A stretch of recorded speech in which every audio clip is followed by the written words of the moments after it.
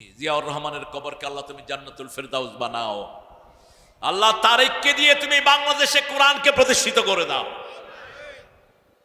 তারেকের যত সৈনিক আছে আল্লাহ সবাইকে তুমি কোরআনের জন্য কবুল করো। তারেক রহমান কাজ করবে, কারণ রক্ত যার বেশি ঝরে জমিন তার হয়ে যায়। তারেকের শরীরের এমন কোন জায়গা নাই যেখানে তাকে মেরে মেরে আহত করা হয় নাই। কোকোকে পিটিয়ে দুনিয়া থেকে বিদায় করে দেয়া হয়েছে। সূরা বনী ইসরাঈলের 33 নম্বর আয়াত, মান কুতিলা মাজলুমান, যাকে অন্যায়ভাবে হত্যা করা হয় তার আত্মীয় স্বজনকে আমি ক্ষমতা দান করে দেই। এই পরিবারটাকে তছনছ করে দেয়া হয়েছে, ঠিক তবে ঠিক। হেন কষ্ট নেই তাদেরকে দেয়া হয়নি, আমরা তাদের জন্য দোয়া করছি। জিয়াউর রহমানের কাছে সব সময় থাকতো একটা জায়নামাজ। কি থাকতো? জায়নামাজ, একটা ভাঙা সুটকেস।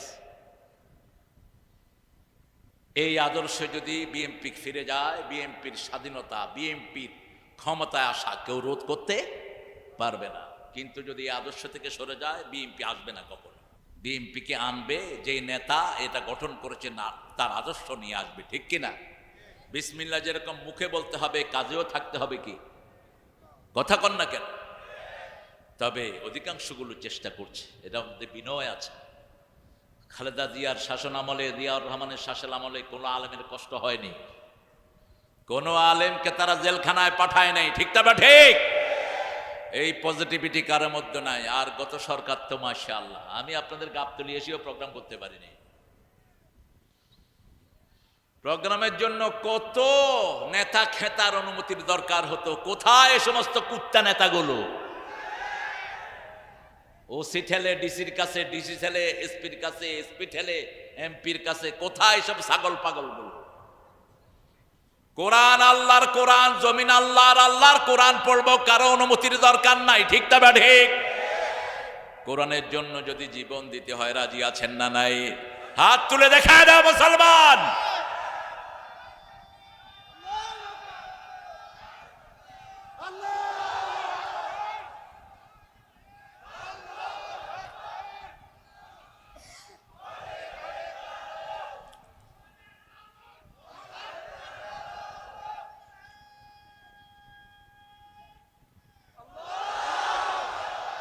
আল্লাহ কবুল করুন।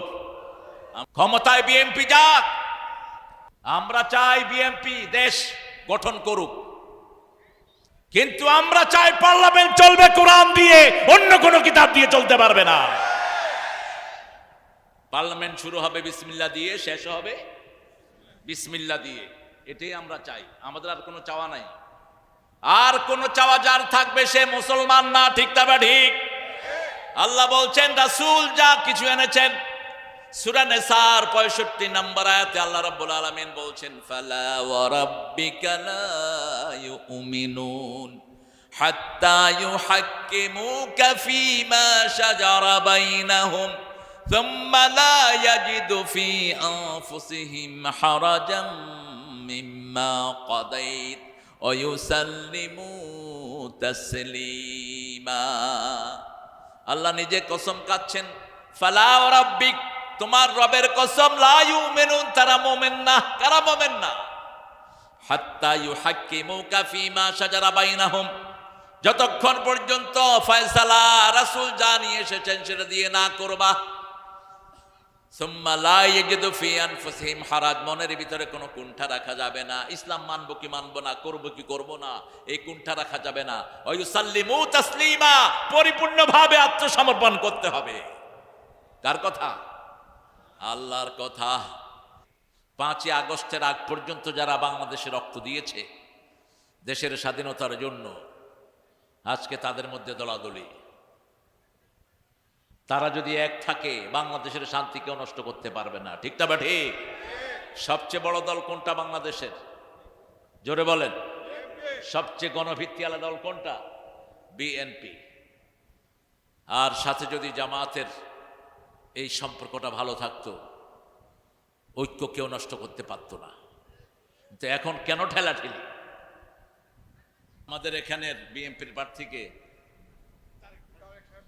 তারেক রহমান জামাতের প্রার্থীকে এই চাষাবাতিজা যদি মিলে যায় আর কেউ থাকবে?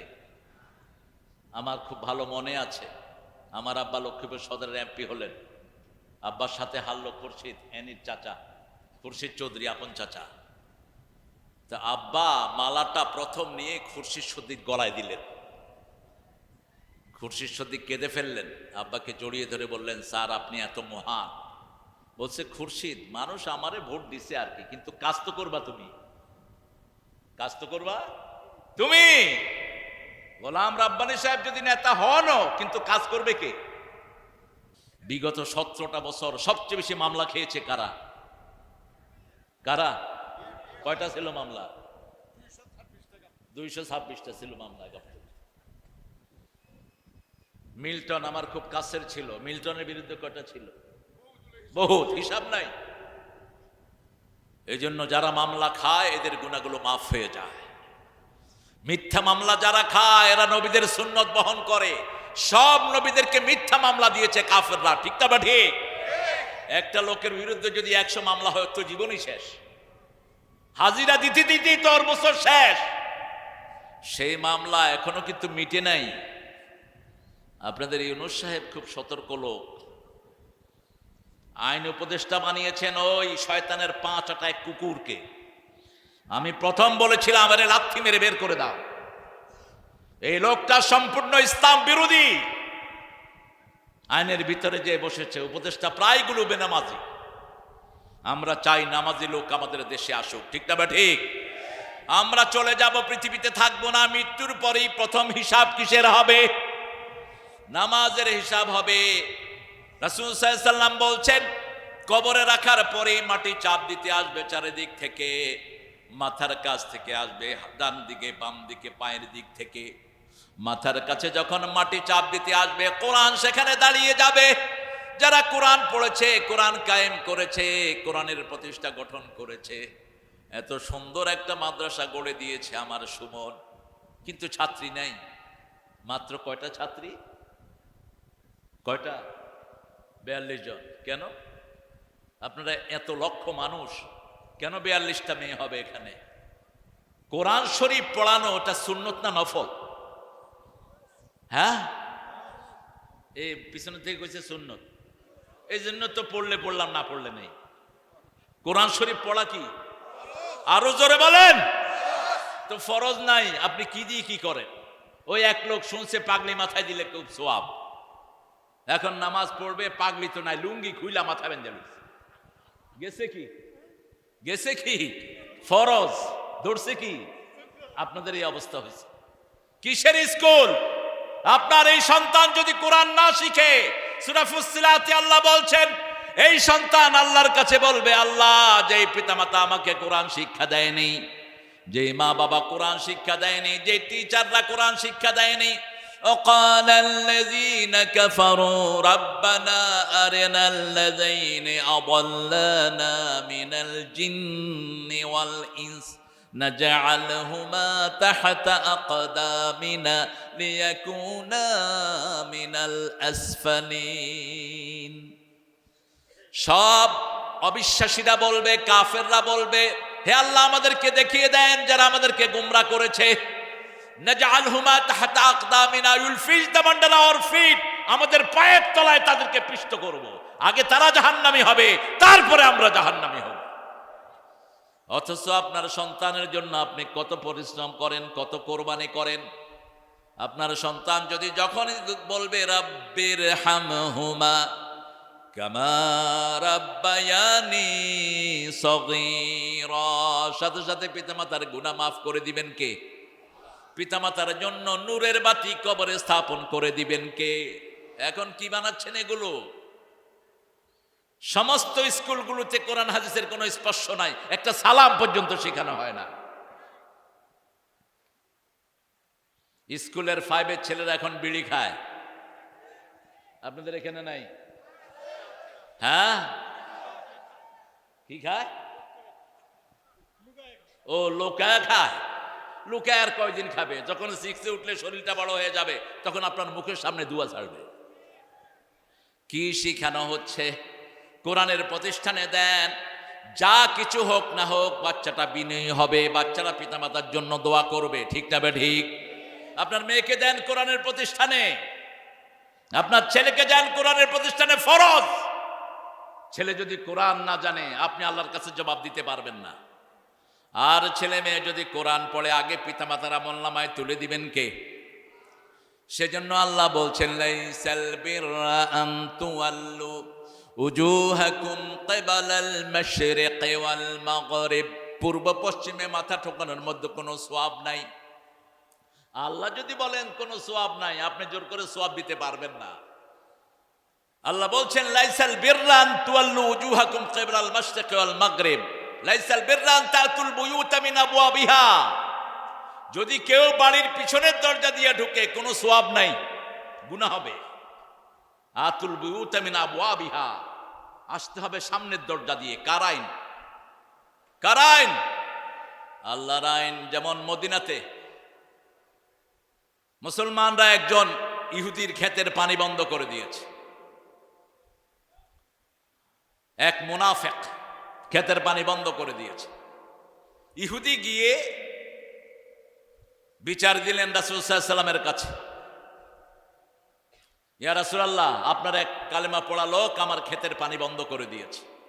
রাসূল বললেন, ক্ষেতের পানি ছেড়ে দাও।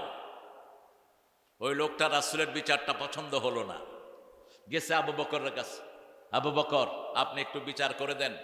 রাসূল ইহুদির পক্ষে রায় দিয়েছে, আমি একজন কালেমা পড়া লোক। আবু বকর ঠান্ডা মানুষ, বলছে যেটা রাসূল করেছেন ওটার বিরুদ্ধে কথা বলার ক্ষমতা কারো নাই, ওটা ফাইনাল। গেলেন ওমরের কাছে, বিচারটা সানি করে দেন। আগে করেছেন কে? আগে করেছেন রাহমাতাল লিল। তোমার কি বিচার পছন্দ হয়নি? না, একটু অপেক্ষা করো। ভিতর থেকে তলোয়ার নিয়ে আসলেন, একটা কোপ মারলেন, শরীর থেকে গর্দান আলাদা হয়ে গেল। এখন ওমরের দরকার, ওমরের দরকার। ইসলাম নিয়ে ছিনিমিনি খেলো, জমিন আল্লাহর, হুকুম চলবে কার?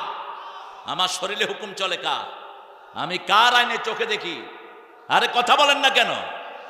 আপনার এই যে দাড়ি বড় হচ্ছে কার হুকুম?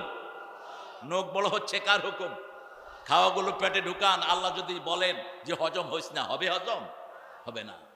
বাতাস নিলেন, আল্লাহ যদি বলে আর বের হবি না, হবে বের? কেন আল্লাহর হুকুম মানবেন না? কি সুন্দর দলিল আল্লাহ দিচ্ছেন। 83 সূরা আল ইমরান, আফাগায়রা দীনিল্লাহি ইয়াবগুন ওয়া লাহু আসলামা মা ফিস সামাওয়াতি ওয়াল আরদ তাওআন ওয়া কারহান ওয়া ইলাইহি ইউরজাউন। তোমরা কিভাবে ইসলাম ছাড়া অন্য কিছু মেনে নিতে চাও? আকাশে, জমিনে, অন্তরিক্ষে, জলে, স্থলে, সব জায়গায় সবাই হুকুম মানছে কার? আল্লাহর হুকুম মানছে। সবাই ফিরে যাবে কার দিকে? মৃত্যুর পরে আমরা বলি ইন্না লিল্লাহি ওয়া ইন্না ইলাইহি রাজিউন। নিশ্চয়ই আল্লাহর জন্য সবাইকে ফিরে যেতে হবে কার কাছে? এই যে মওদুদ আহমেদ সাহেব আমাকে নতুন মনে করিয়ে দিল, আপনাদের এখানে এমপি ছিলেন, আজকে তিনি নাই, চলে গেছেন কার কাছে? কাউয়া কাদের ছিল, চলে গেছে কার কাছে? এখনো আছে কাউয়া, কিন্তু কাউয়ারে যে কয়বার মানুষ ইন্টারনেটে মারছে তার কোনো হিসাবই নেই। মানুষ চলে যাবে, কিন্তু থেকে যাবে কি? আমল থেকে যাবে।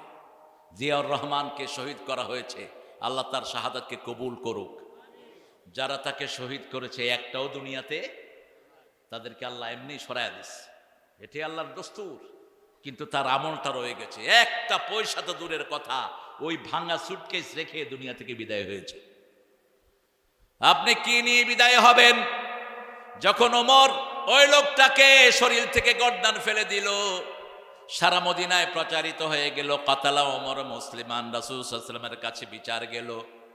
রাসূল মসজিদে নববীতে ঢুকছেন আর বলছেন, লা আদুন আন্না ওমর ইয়াশতারি কাতলা আখিল মুসলিম। আমি কখনো ধারণাই করতে পারি না আমার ওমরের হাত কোন মুসলমানের রক্তে রঞ্জিত হবে। কথা শেষ না হতে জিবরাইল আমিন সূরা নিসার 65 নম্বর আয়াত নিয়ে নাজিল হলেন, ফালা ওয়া রাব্বিকা লা ইউমিনুন। হে নবী আলাইহিস সালাম, আপনি বলে দেন আল্লাহর কসম। কসম খাচ্ছেন কে? আল্লাহ। আল্লাহর কসম খাচ্ছেন, ফালা ওয়া রাব্বিক, তোমার রবের কসম, ওরা মুমিন না। যারা রাসূলের বিচার মানে না তারা কখনো মুমিন হতে পারে? যারা রাসূলের উপরে সন্তুষ্ট না তারা মুমিন হতে পারে না। যারা ইসলামের ব্যাপারে মনের ভিতরে খুদুর নুদুর তারা কখনো মুমিন হতে পারে না। প্রতিদিন সকাল এবং সন্ধ্যাবেলায় রাসূল একটা দোয়া পড়তেন আর বলতেন, এই দোয়াটা যারা পড়বে দুনিয়াতে থাকতেই তাদের জন্য জান্নাত বরাদ্দ হয়ে যাবে। পড়েন রাদিতু বিল্লাহি, পড়েন রাদিতু বিল্লাহি রাব্বাও ওয়াবিল ইসলামি দীনাও ওয়াবি মুহাম্মাদিন সাল্লাল্লাহু আলাইহি ওয়াসাল্লাম নবিয়্যান ওয়া রাসূলা। আল্লাহকে রব পেয়ে আপনারা খুশি না বেজার? আল্লাহ আমার রব। কোন আওয়াজ নাই, এদের একটু খাওয়া দিতে হবে। সুমন, জোরে বলেন, আল্লাহ আমার রব, এই রবই আমার সব, যিনি দিলেন সব তিনি হলেন রব। আপনারা শুধু কাঁচামরিচের শুকরিয়া তো আদায় করতে পারবেন না। বগুড়ার যে কাঁচামরিচ সেটা সারা দুনিয়া এটার নাম, সুবহানাল্লাহ। কয় রকমের কাঁচামরিচ আছে বলুন তো? দেখছেন কত রকমের। ইন তাউদ্দু নি'মাতাল্লাহি লা তুহসুহা। আল্লাহর একটা নিয়ামত যদি গনে তুমি শেষ করতে পারবে না কিয়ামত পর্যন্ত। কাঁচামরিচের মধ্যে একটা আছে লম্বা, একটা আছে ছোট, কিন্তু ঝাল খুব। কি নাম এটা? জানেই না। কি বিন্দি? কারেন্ট মরিচ।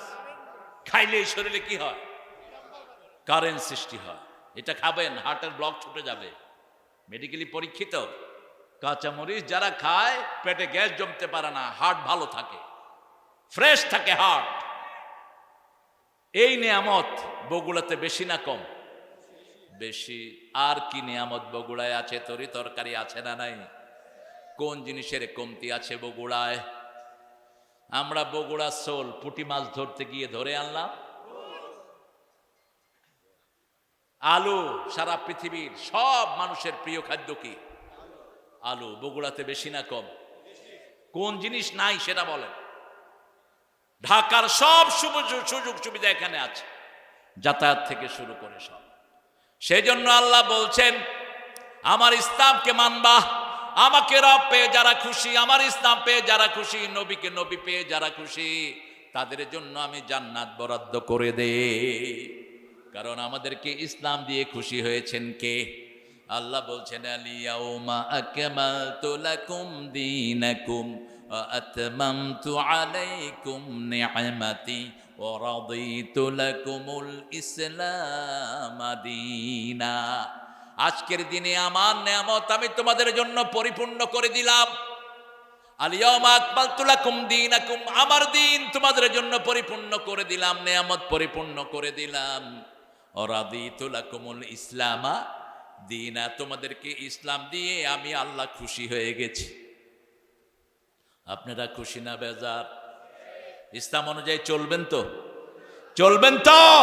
কারা কারা হাত তুলে দেখান একটু কষ্ট করে। আল্লাহ এই হাতগুলো কবুল করেন। আরো চিৎকার করে বলে আমিন। এবার আমার আল্লাহ বলছেন, আসল সওয়াব হলো ওয়ালাকিন্নাল বিররা মান আমানা বিল্লাহ, আল্লাহর উপর ঈমান আনতে হবে। মুমিন আর কাফের মুশরিকের মধ্যে পার্থক্য হলো নামাজ। আযান হলেই মুমিন কোথায় যাবে? মসজিদে। আর কাফের মসজিদে যাবে না। মুশরিক মসজিদে যাবে না। মুশরিক মসজিদ গড়তে পারে কিন্তু মুসল্লি বাড়ায় না, মুসল্লি কমায়। বহু মুশরিকের পয়সায় মসজিদ হয়। ইমামদেরকে যারা খুন করে তারা ইসলামকে খুন করে, ঠিক না ঠিক? ইমামদেরকে যারা মারে তারা ইসলামকে মারে। আলেমদের সাথে যারা দুশ্মনী করে, আল্লামা সাইদিকে সবচেয়ে বেশি পছন্দ করতেন যে নেত্রী, ওনার নাম কি? কয়েক ঘন্টা কেঁদেছেন সাইদি সাহেবের মৃত্যুতে। ওনার পাশে দাঁড়ানো ছিল শহীদুদ্দিন চেদরিয়ানি, আমার নাতি হয় সম্পর্কে। উনি ফোন করেছে, না ম্যাডাম কাঁদতেছেন খুব। ফোন করেছে আমার এক খাদেমকে, আবুল কালাম আজাদ আজহারি, আমার অত্যন্ত আদরের স্নেহের, সে বলছে আপনার নাতি ফোন করেছেন, যে দা ফোন দাও। কোথায় তুমি? বলছে আমি ম্যাডামের কাছে। যখনই সাইদি সাহেবের খবরটা প্রচারিত হলো, তিনি অঝরে কেঁদেছেন, অঝরে কেঁদেছেন। ধর্মীয় মন্ত্রণালয়ের চেয়ারম্যান বানিয়েছিলেন এই সাইদি সাহেবকে বেগম খালেদা জিয়া। স্বাধীনতার পরে যখন ইসলাম আলাদের কোনো নাগরিকত্ব ছিল না, নাগরিকত্ব দিয়েছেন জিয়াউর রহমান। সেই জন্য এই দুই দলের মধ্যে আমরা ঐক্য চাই। কি চাই? ঐক্য চাই। আমরা চাই এক দল আর দলকে ভালোবাসবে। এই পার্থক্য করার জন্যই তো ওই কাঁঠাল রানী সব আয়োজন করতেছে। ও পিনাকির বাড়িও তো আপনাদের বগুড়ায়। হায় রে হায়, সবগুলো খাপের খাপ মিলে গেছে। আল্লাহর কাছে আমরা ঈমান চাই। কি চাই? ঈমানের জন্য 5 ওয়াক্ত নামাজ কোথায় পড়ব? মসজিদে। আর বাচ্চাগুলোকে কোথায় দেব? মাদ্রাসায়। হাই স্কুলে যদি সিলেবাস হয় কোরআনের, আমাদের কোনো আপত্তি নাই। আমরা চাই আমাদের বাচ্চারা কোরআন পড়ুক, আমাদের বাচ্চারা কোরআনের হাফেজ হোক। একটা ছেলে যদি হাফেজ হয়, সে যদি কোরআনের হালালগুলোকে হালাল মানে, হারামগুলোকে হারাম মেনে বর্জন করে, কোরআনের উপর আমল করে, ওই ছেলে 10 জনকে সুপারিশ করবে। ওয়াজাবাত আলাইহিমুন নার, যাদের প্রত্যেকের উপরে জাহান্নাম ওয়াজিব হয়ে গেছে। হুজুর বলছেন এই হাদিসটি, শুধু হাফেজের কথা বলেছেন, ওদের দুইটা বাড়ান নাই। ফাস্তাযহারা হালালাহু ওয়া হাল্লা হালালাহু ওয়া হাররামা হারামাহ, যে হালালকে হালাল জেনে আমল করবে, হারামকে হারাম জেনে বর্জন করবে, ওই লোকটি, ওই হাফেজ তার 10 জন আত্মীয়কে নিয়ে জান্নাতে চলে যাবে। কোন আত্মীয়? যাদের প্রত্যেকের জন্য জাহান্নাম ওয়াজিব হয়ে গেছে। আমরা চাই আমাদের ছেলেগুলো এরকম হোক। সে আল্লাহ বলছেন ওয়ালাকিন্নাল বিররা মান আমানা বিল্লাহ ওয়াল ইয়াউমিল আখির, যারা আল্লাহর উপর ঈমান এনেছে। আল্লাহর উপর ঈমান আনার মানে কি? আল্লাহর উপর ঈমান আনার মানে হলো আল্লাহর আইনটা মানতে হবে। ঠিক না ঠিক? আল্লাহ ছাড়া কারো হুকুম আমরা মানি। যেমন কালেমার ভিতরে একটা কথাই আমরা বলি, লা ইলাহা মুহাম্মাদুর। আল্লাহ বলছেন সূরা মুহাম্মাদে, ফাআলাম আন্নাহু লা ইলাহা ইল্লাল্লাহ। তোমরা জানো এই কালেমার ভিতরে কি পড়ছো? এই কালেমা পড়ার কারণে রাসূলকে মারা হলো, এই কালেমা পড়ার কারণে রাসূলকে মক্কা ছেড়ে বিদায় করে দেয়া হলো, এই কালেমা পড়ার কারণে বেলালের অঙ্গহানি করে দেয়া হলো, বেলালের পিটিয়ে পিটিয়ে অজ্ঞান করে বেলালের বুকের উপর পাথর চাপা দেয়া হলো, সুমাইয়া রাদিয়াল্লাহু আনহাকে ধরে আনা হলো, হাত বাঁধা হলো, পা বাঁধা হলো। মুখের কাছে আবু জেহেল গিয়ে বলছে, এখনো তুমি কোরআনের পথ থেকে সরে যাও, মুহাম্মদকে বলে যাও। সুমাইয়া তার সমস্ত থুতু মুখের কাছে এনে আবু জেহেলের মুখে মেরে দিলেন, আর বললেন আমি দুনিয়া ছাড়বো কিন্তু মুহাম্মদকে ছাড়তে রাজি। হাতের বল্লম দিয়ে এমন জোরে লজ্জাস্থানে আঘাত করেছে আবু জেহেল। সুমাইয়া ফুস্তু রাব্বিল কাবা, কাবার রবের কসম আমি সফল হয়ে গেছি। তিনি শহীদ হয়ে গেলেন। আমরাও যদি ঈমান রক্ষার জন্য জীবন দিতে হয়, রাজি আছেন না নাই? আরো জোরে বলেন। হেফাজতের হুজুরদেরকে রক্ষার জন্য এই খালেদা জিয়া প্রথম নির্দেশ দিয়েছেন বিএনপির সব জনশক্তিকে, তোমরা থাকবা যতক্ষণ পর্যন্ত আলেমরা থাকেন। ঠিক না ঠিক? আরে কথা কন না কেন আপনারা? একই সাথে কাঁধে কাঁধ মিলিয়ে তারা চলেছে। সাইদি সাহেব যতদিন বাহিরে ছিলেন, এমন কোন সপ্তাহ যেত না ম্যাডাম সাইদি সাহেবের পরামর্শ নিতেন না। তারপরে আরেকজন আলেমকে সবচেয়ে বেশি ভালোবাসেন ম্যাডাম কামাল উদ্দিন জাফরি, আব্দুল্লাহ জাফরি। আমাকে বহুবার তিনি বলেছেন, এবং 2005-এ যখন 2001-এ যখন দ্বিতীয়বার প্রধানমন্ত্রী হলেন, তিনি তারেকের শ্বশুর বাড়িতে আমাদেরকে তিনি আহ্বান করলেন। একটা প্রোগ্রাম ছিল তারেকের শ্বশুরের মৃত্যুবার্ষিকী উপলক্ষে। আমি তখন দেখেছি তিনি আলেমদেরকে কিভাবে মহাব্বত করেন। আল্লাহ যেন আমাদেরকে আলেমদের সাথে থাকার তৌফিক দান করেন। আরো চিৎকার করে বলেন আমিন। আমরা 5 ওয়াক্ত নামাজ পড়বো তো? পড়বো তো? বলেন তো সবচেয়ে দামি নামাজ কোনটা?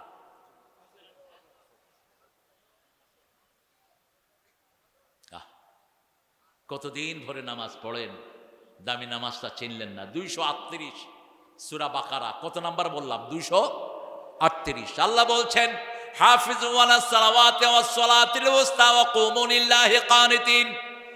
হেফাজত করো সব নামাজকে, স্পেশালি মধ্যের নামাজ।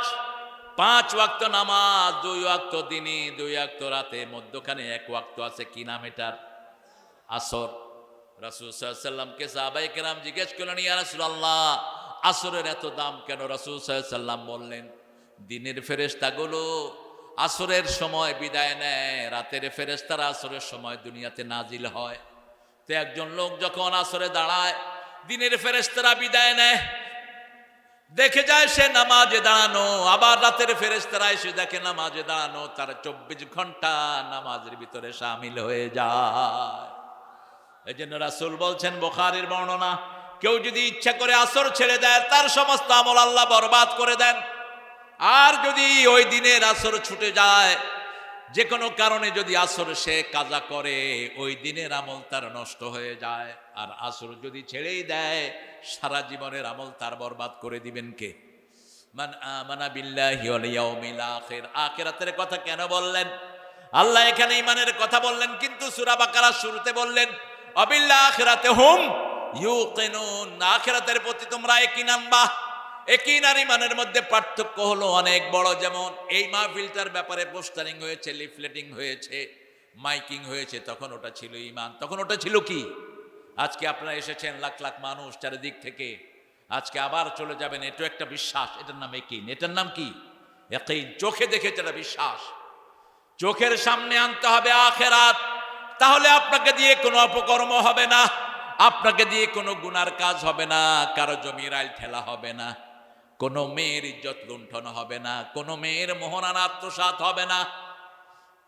অবশ্য গাবতলীর লোকেরা ভালো, মোহরানা দিয়েই সবাই বিয়ে করে। হ্যাঁ, আহা, কোন সংস্কৃতি এটা? কোত্থেকে চালু হলো? মোহরানা বাকি, বাকির না, বাকির না। তোমার মোহরানা দিচ্ছ কত? কত সুন্দর মানুষ। আল্লাহ আমার নতুনটা আরো বড় নেতা বানায় দাও। এটা হলো ইসলাম। রাসূল 11টা বিয়ে করেছেন, টোটাল 13টা। সব বিবিদের মোহরানা দিয়ে তারপরে ঘরে এনেছেন। আর আমাদের মাশাআল্লাহ মোহরানা তো দেয় না, উল্টা কি খায়? যৌতুক। যৌতুক অবশ্য গাবতলী নাই। হ্যাঁ, যৌতুক যারা খেয়েছো, দুনিয়াও শেষ, আখিরাতও শেষ। তোর বিবি যদি তোরে মাফ না করে, আল্লাহ তোরে মাফ করবে না। একটা সুই পরিমাণ জিনিসও বিবির কাছে চাওয়া জায়েজ নাই। বিবি 1000 কোটি টাকা ইনকাম করলে আপনাকে দেওয়ার কোনো এখতিয়ার নাই।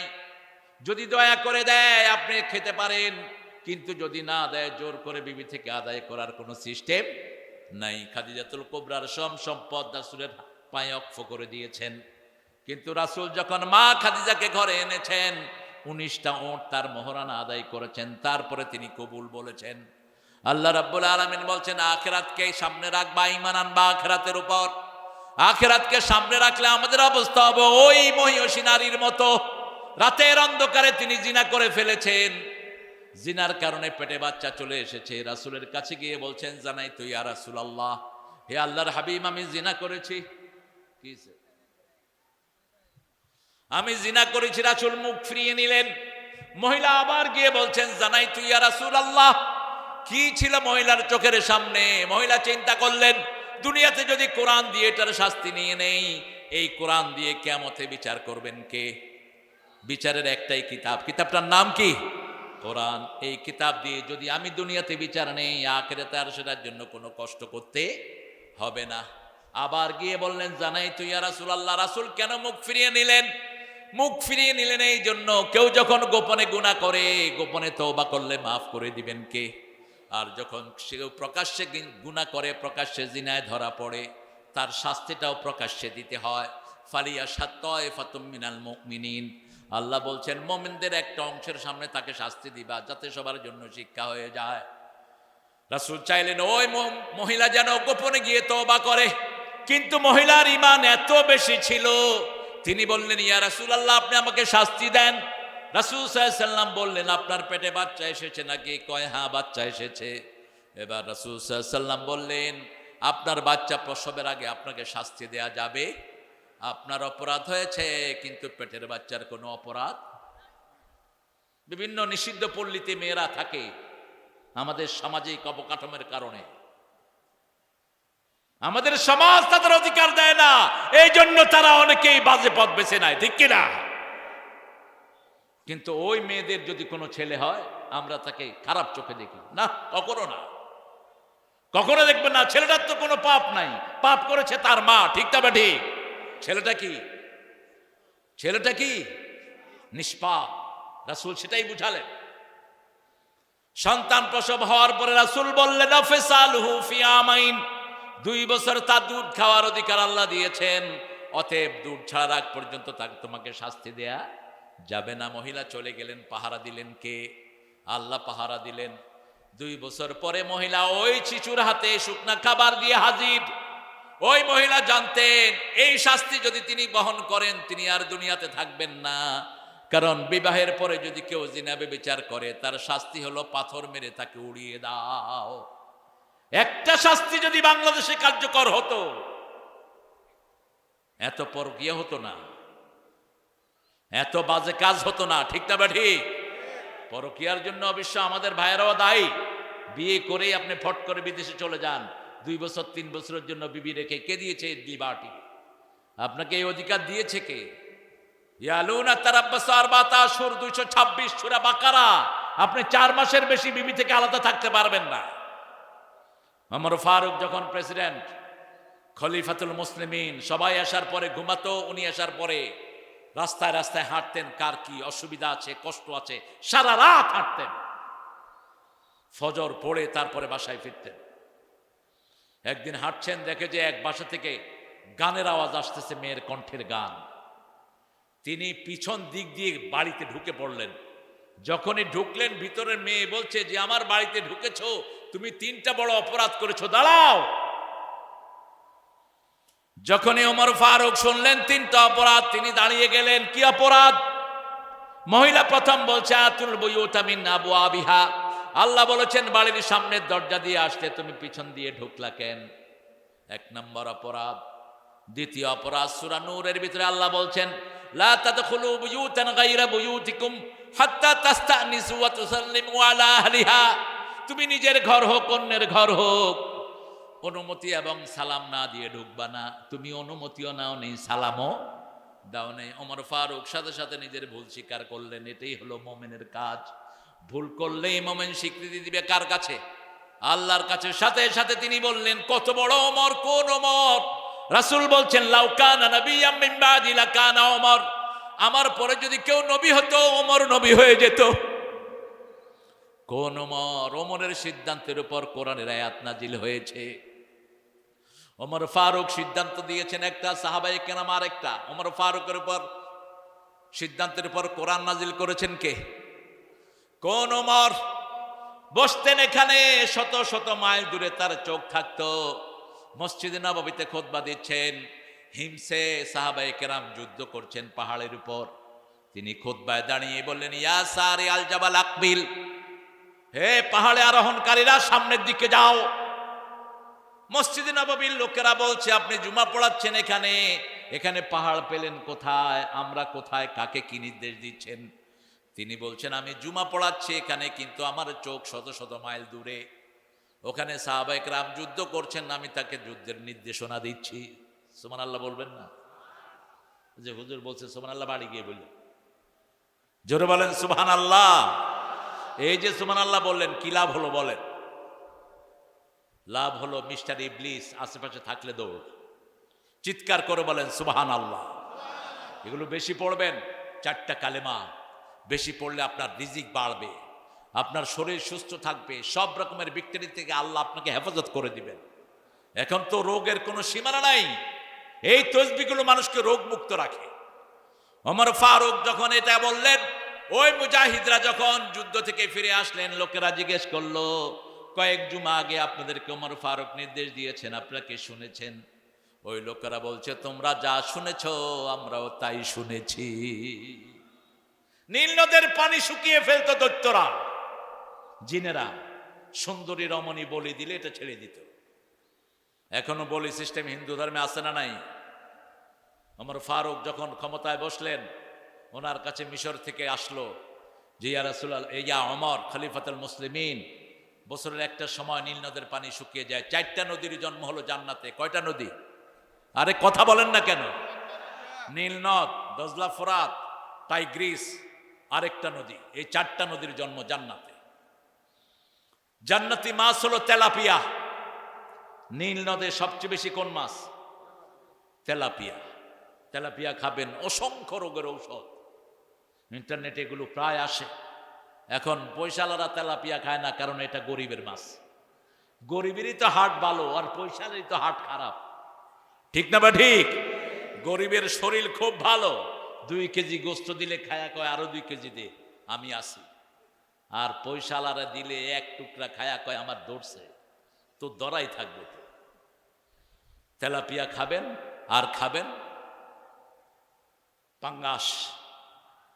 পাঙ্গাসের তেল হার্টের মহা ঔষধ। এটা আমার কথা নয়, ডক্টর বদরুদ্দোজা চৌধুরী, বিএনপির, যিনি এক সময় সেক্রেটারি ছিলেন, প্রেসিডেন্ট ছিলেন বাংলাদেশের, তিনি বলেছেন তার লেখনীর ভিতরে। তো ওমর ফারুক বললেন আমার একটা চিঠি নীল নদকে নিয়ে দাও। তিনি লিখলেন ইয়া নাহারে নীল, উপরে লিখলেন বিসমিল্লাহির রহমানির। কথা কন না, বিএনপি কে বলা হতো কিসের সরকার? বিসমিল্লাহ সরকার। কিসের সরকার? জানেও না, জানেও না। কিসের সরকার? বিসমিল্লাহ সরকার। লিখেছে বিসমিল্লাহির রহমানির রহিম ইলা নাহারে নাইল। নীলনদ তোমাকে লিখছি, এই চিঠি পাওয়ার পরে তুমি আর শূন্য থাকবা না, তুমি ভর্তি হয়ে যাও। চিঠি ছাড়তে দেরি, ভরতে আজও সেই নীল নদের পানি 1 ছটাক কমে যায় না। পৃথিবীর বিশুদ্ধ পানিদের একটি পানি নীল নদের পানি। ওমর ফারুকের এই গুণ শুধু 1টা 2টা নয়। সেই ওমর ফারুক রাদিয়াল্লাহু আনহু রাসূল সাল্লাল্লাহু আলাইহি ওয়াসাল্লামের সবচেয়ে প্রিয়জনের একজন। সেই ওমর ফারুকের কথা বলতে গিয়ে রাসূল সাল্লাল্লাহু আলাইহি ওয়াসাল্লাম বলছেন আমার পরে যদি কেউ নবী হতো ওমর হতো। আবার এই ওমর ফারুকের ব্যাপারে রাসূল বলছেন আমি মেরাজে গেলাম, ওযু করছি, সামনে তাকিয়ে দেখি জান্নাত, এত সুন্দর একটা বিল্ডিং জান্নাতে, আমি এত সুন্দর বিল্ডিং আর কখনো দেখি নেই। আমি জিবরাইল আমিন আলাইহিস সালামকে জিজ্ঞেস করলাম এত সুন্দর বিল্ডিং আল্লাহ কার জন্য বানিয়েছেন? সাইয়েদনা জিবরাইল আমিন আলাইহিস সালাম বলছেন ইয়া রাসূলুল্লাহ, এটা আল্লাহ ওমর ফারুকের জন্য বানিয়েছে। অর্ধ পৃথিবী করেছো শাসন, ধুলার তক্তে বসে, খেজুর পাতার প্রাসাদ তোমার বারবার গিয়েছে খসে। অর্ধ পৃথিবী শাসন করেছেন, কিন্তু তার ঘর ছিল বালুর। কিসের ঘর? নিচে বালু, চারিদিকে খেজুর পাতার ছাউনি। এই ছিল ওমর। দুপুরের সময় রেস্ট নিতেন খেজুর গাছের তলায়। আর এখন আমাদের প্রাসাদ হয়েছে, পয়সা যার যত বেশি তার ভয় তত বেশি। ঠিক কিনা? যার পয়সা কম তার কোনো ভয়, যেখানে সেখানে ঘুমাইতে পারে। রিকশাওয়ালা কোথায় ঘুমায়? রিকশার উপরে। নিলে আর কি নিবি? নৌকার মাঝে কোথায় ঘুমায়? নৌকায়। আর আমাদের যেগুলোর পয়সা বেশি এগুলোর পাহারাদারও তারপরও ঘুম নাই। চোখ এমনি তাকায় রয়েছে, কয় ঘুমান না কেন? কয় ঘুমান আসে না, ট্যাবলেট খা। ট্যাবলেট না, দুনিয়া খাইলেও তোর ঘুম আসবে না। অন্য মানুষের ঘুম হারাম করেছিস, আল্লাহ তোর ঘুম ছিনিয়ে নিয়েছে। ঠিক কিনা? অন্য মানুষের শান্তি নষ্ট করেছ, তোমার শান্তি নষ্ট করে দিবেন কে? ওই সময়কার রোম থেকে ওমর ফারুককে দেখতে আসলেন একজন অ্যাম্বাসেডর। এসে তিনি তালাশ করছেন মদিনায়, আয়না কুসুরুকুম, তোমাদের বাদশার প্রাসাদ কোথায়? লোকেরা বলল লাইসালানা আমির, লাইসালানা মালিক, আমাদের কোনো বাদশা নাই, আমাদের একজন আমির আছেন। দুপুর বেলায় তিনি কোনো গাছের নিচে শুয়ে আছেন। বলছে বলো কি তার ঘর নাই? বলছে ঘর হলো খেজুর পাতার ঘর, কোনো গাছের তলায় তিনি ঘুমিয়ে আছেন। দেখতে কেমন? সামনে চুল কম, পিছনে ঘাড় পর্যন্ত লম্বা চুল, বুক ভরা দাড়ি, লম্বা আকৃতির। ওই লোকটা হাঁটতে হাঁটতে গিয়ে দেখে একটা লম্বা খেজুর গাছের ছায়ায় একজন হাতটাকে বালিশ বানিয়ে শুয়ে আছে। তিনি মিলাতে লাগলেন, লোকদেরকে জিজ্ঞেস করলেন মান হাদার রাজুল, উনি কে? বলছে আমিরুনা ওমর ফারুক রাদিয়াল্লাহু আনহু, তিনি হলেন আমাদের আমির ওমর ফারুক। লোকটা দেখে কাঁদতে শুরু করলো আর বলল, আদিলতা আমিনতা, তুমি মানুষকে আদল দিয়েছো, মানুষের হক দিয়েছো, আল্লাহ তোমাকে নিরাপত্তা দান করে দিয়েছে। আমরা মানুষকে হক দিব, তাহলে আমাদের হক দিবেন কে? ওই মহিলাকে রাসূল বললেন, কোমর পর্যন্ত গাড়িয়ে দাও। কোমর পর্যন্ত গাড়িয়ে দেওয়া হলো এবং তাকে স্টোনিং করা হলো, পাথর মারা হলো। চারিদিক থেকে পাথর মারা হচ্ছে, রক্ত ফিনকি দিয়ে বের হচ্ছে। একজন সাহাবীর গায়ে সে রক্ত পড়লো। সাহাবী একটা গালি দিয়ে বসলেন। রাসূল সাল্লাল্লাহু আলাইহি সাল্লাম শুনে বললেন, কাকে গালি দিয়েছো? এই মহিলাকে তোমরা চিনো নাকি? এই মহিলার তওবা যদি ভাগ করে দেয়া হয়, পুরা মদিনাবাসীর জন্য সেটা যথেষ্ট হয়ে যাবে। কি বরকতি মহিলা! এজন্য আখিরাত চোখের সামনে রাখবেন। চোখের সামনে যারা আখিরাত রাখে তারা কোরআন পড়ে। সূরা বনী ইসরাঈলের ৪৫ নম্বর আয়াতে আল্লাহ বলছেন, ফাইদা ক্বারাতাল কুরআনা জাআলনা বাইনাকা ওয়া বাইনাল্লাযীনা লা ইউমিনুনা বিল আখিরাতি হিজাবাম মাসতুরা। ফাইদা ক্বারাতাল কুরআনা, যখন তুমি কোরআন পড়বা, জাআলনা বাইনাকা ওয়া বাইনাল্লাযীনা লা ইউমিনুনা, ঈমান এনেছে আর যারা আখিরাতে ঈমান আনে নাই তাদের মধ্যে আমি পর্দা সৃষ্টি করে দেই। তারা দেখে না, আপনাকে হাজার তালাশ করবে, কিন্তু আপনি কোরআন পড়বেন আপনাকে তারা দেখবে না। যেমন রাসূলকে দেখতো না। সূরা তাব্বাত ইয়াদা যখন নাজিল হয়, আবু লাহাবের স্ত্রী জামিলা হাত পাথর নিয়ে রাসূলকে মারার জন্য বের হলো, খুঁজতে লাগলো আয়না মুহাম্মদ। রাসূল বললেন আবু বকর, তিনি কাবার সামনে বসা ছিলেন।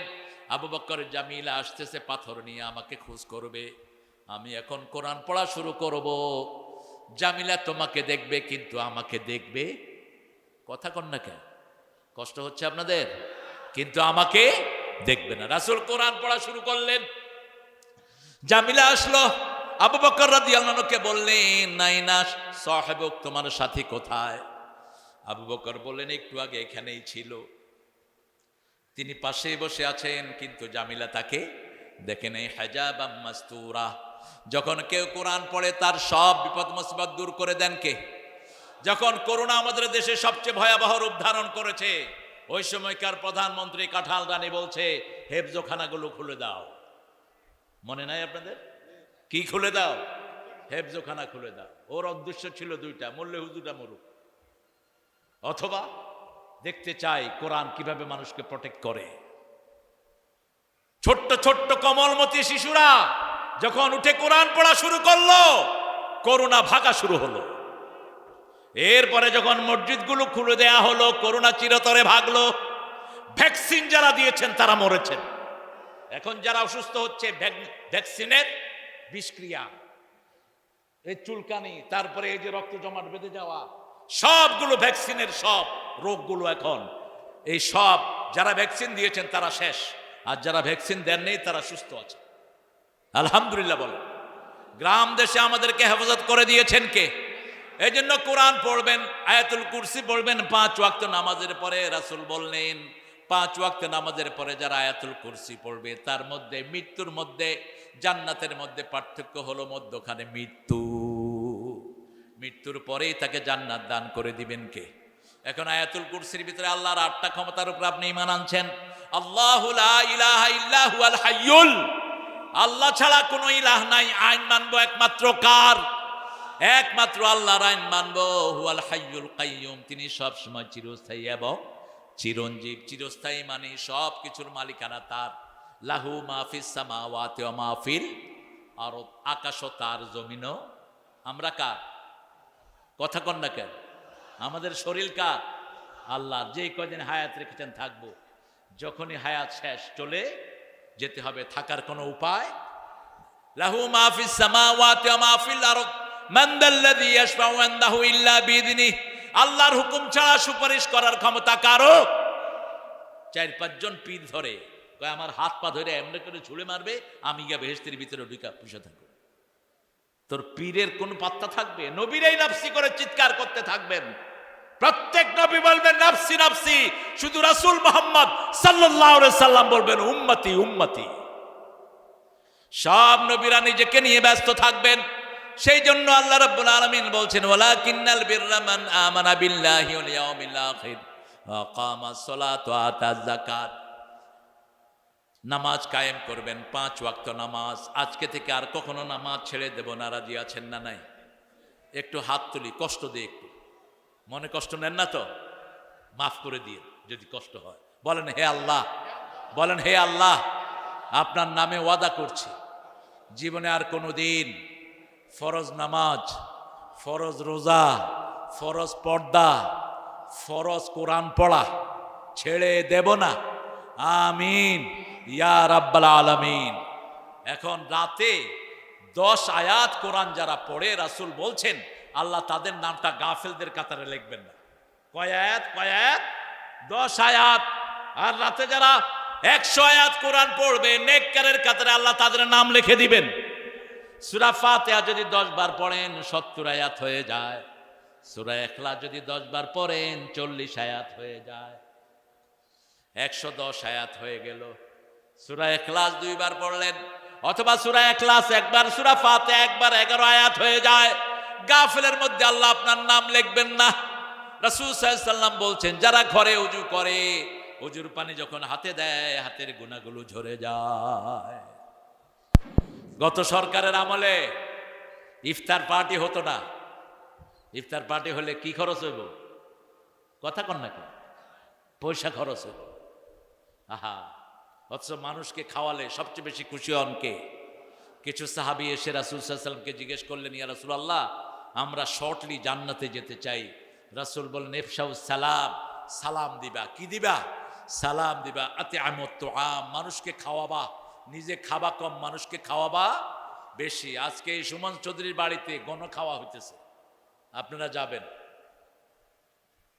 এই নদীর 11 কেজি পাঙ্গাস কিনেছে একটা, শেষ হয়ে গেছে বোধহয়, কিন্তু মানুষ আলহামদুলিল্লাহ তৃপ্তি ভরে মানুষ খাচ্ছে।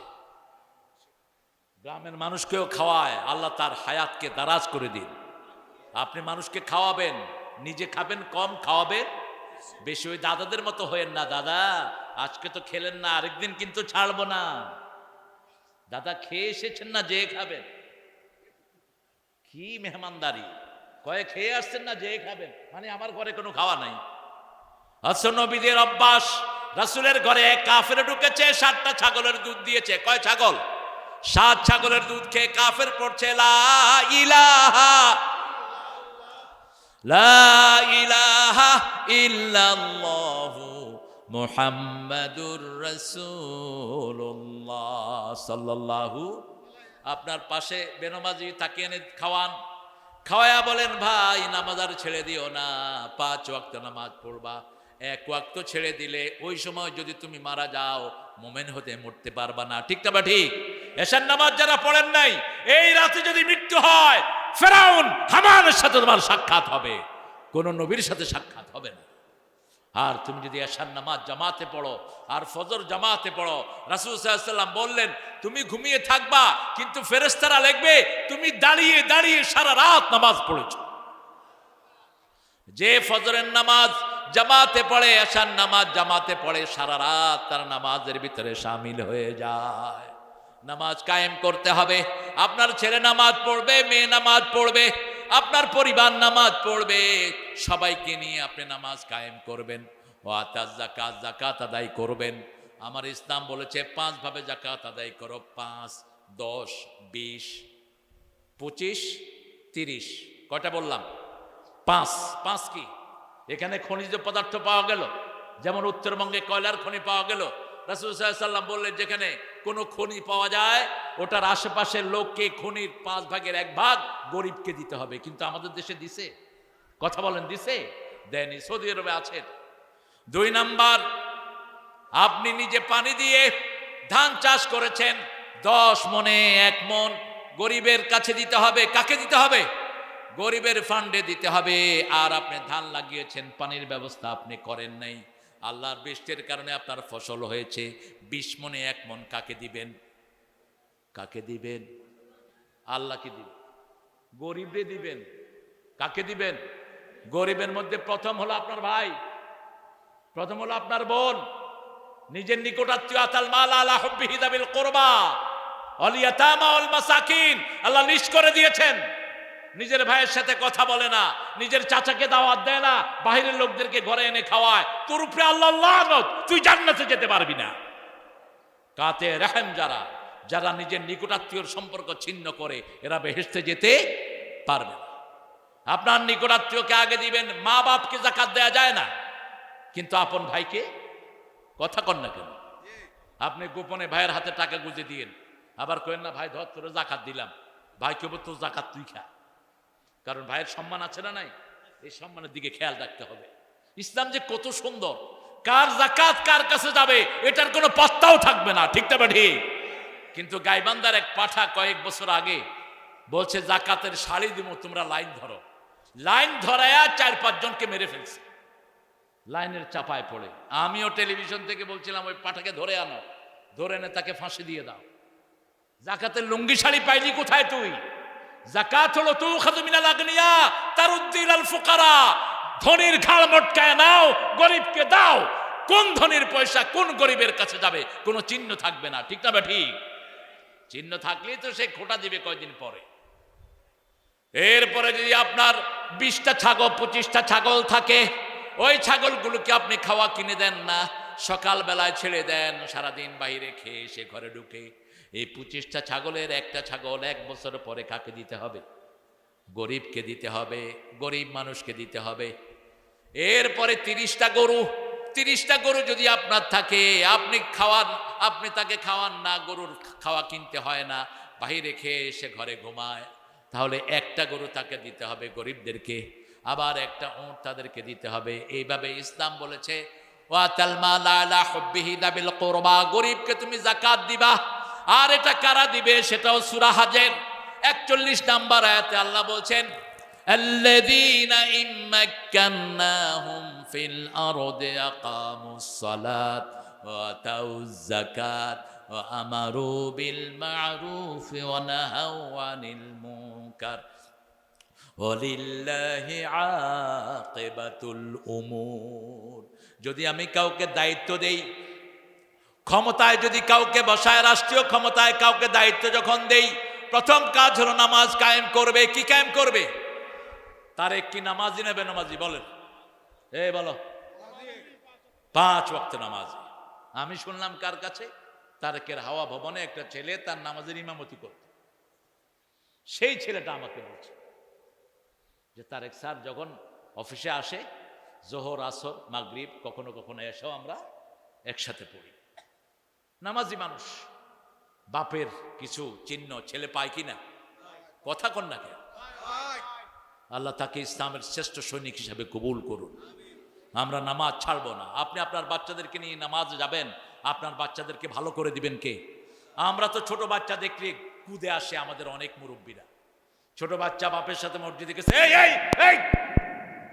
বাচ্চা মনে করে আল্লাহ আমাকে বাঁচা, জীবনে আর মসজিদে যাব না। রাসূল বলছেন আমি আসরের নামাজ পড়াচ্ছি, ঘর থেকে হোসাইন ছুটে গিয়ে আমার মাথায় বসে গেছে, আমি সেজদা লম্বা করে দিলাম, অনেক লম্বা হয়ে গেল সেজদা।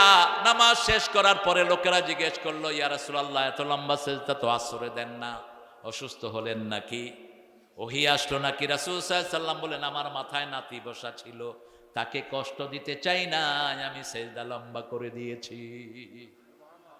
আমরা হলে এরকম টান দিতাম, টান দিয়ে হের মারে লইতাম একজন, এই দেখোস না আমি নামাজ পড়তেছি, তোর ফলে আমার ঘাড়ে কেন? রাসূলের ঘাড়ে কে বসা? কে বসা? আরেকদিন রাসূল জুমার বর্ণনা দিচ্ছেন, ঘর থেকে ছুটে আসছে, বাচ্চাদেরকে তো কন্ট্রোল করা যায় না। যেমন আজকে দুপুরে খাওয়ার সময় ওই যে আমার সাথে আসছে আজমি, ওর ছেলে মেঘদাদ, হায় রে চঞ্চল, এটা ধরতেছে ওটা ধরতেছে এটা ধরতেছে। যারা চঞ্চল বেশি এদের ব্রেনও বেশি। আপনি একে ডাক দিবেন না, একে কড়াকড়ি করবেন না, এর ব্রেনটাকে কাজে লাগিয়ে দেন। হোসাইন রাদিয়াল্লাহু আনহু এসে রাসূলের কোলে বসে পড়লেন। রাসূল সাল্লাল্লাহু আলাইহি ওয়াসাল্লাম একটু রাগ করলেন না, হোসাইনের এই জায়গায় চুমু দিতেন, রাহমাতাল লিল, এই গলাতে গন্ডদেশে। হোসাইন থেকে হাসান থেকে ঘ্রাণ নিতেন আর বলতেন হাসান হোসাইন রাইহানাতুল জান্নাহ, দুইজন হলো জান্নাতের খুশবু। সুবহানাল্লাহ, জান্নাতের খুশবু। আর ইয়াজিদ বদমাশ, এই শয়তান একজনকে জবাই করেছে, আরেকজনকে বিষ খাওয়ায়া দুনিয়া থেকে বিদায় করেছে। এখন এই এজিদের নামে অনেকে ছাপাই গাও।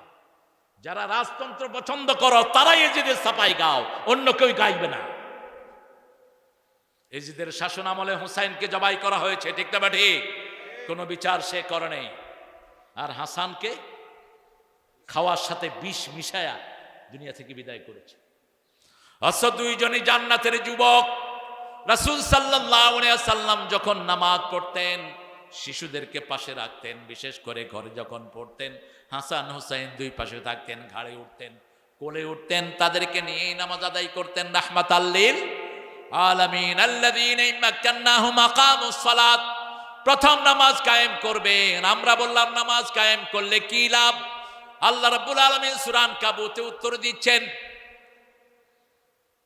আতলু মা উহিয়া মিনাল কিতাব ওয়া আকিমিস সালাত ইন্নাস সালাতা তানহা আনিল ফাহশাই ওয়াল মুনকার ওয়া লাযিকরুল্লাহি আকবার আল্লাহু ইয়ালামু মা তাসনাউন।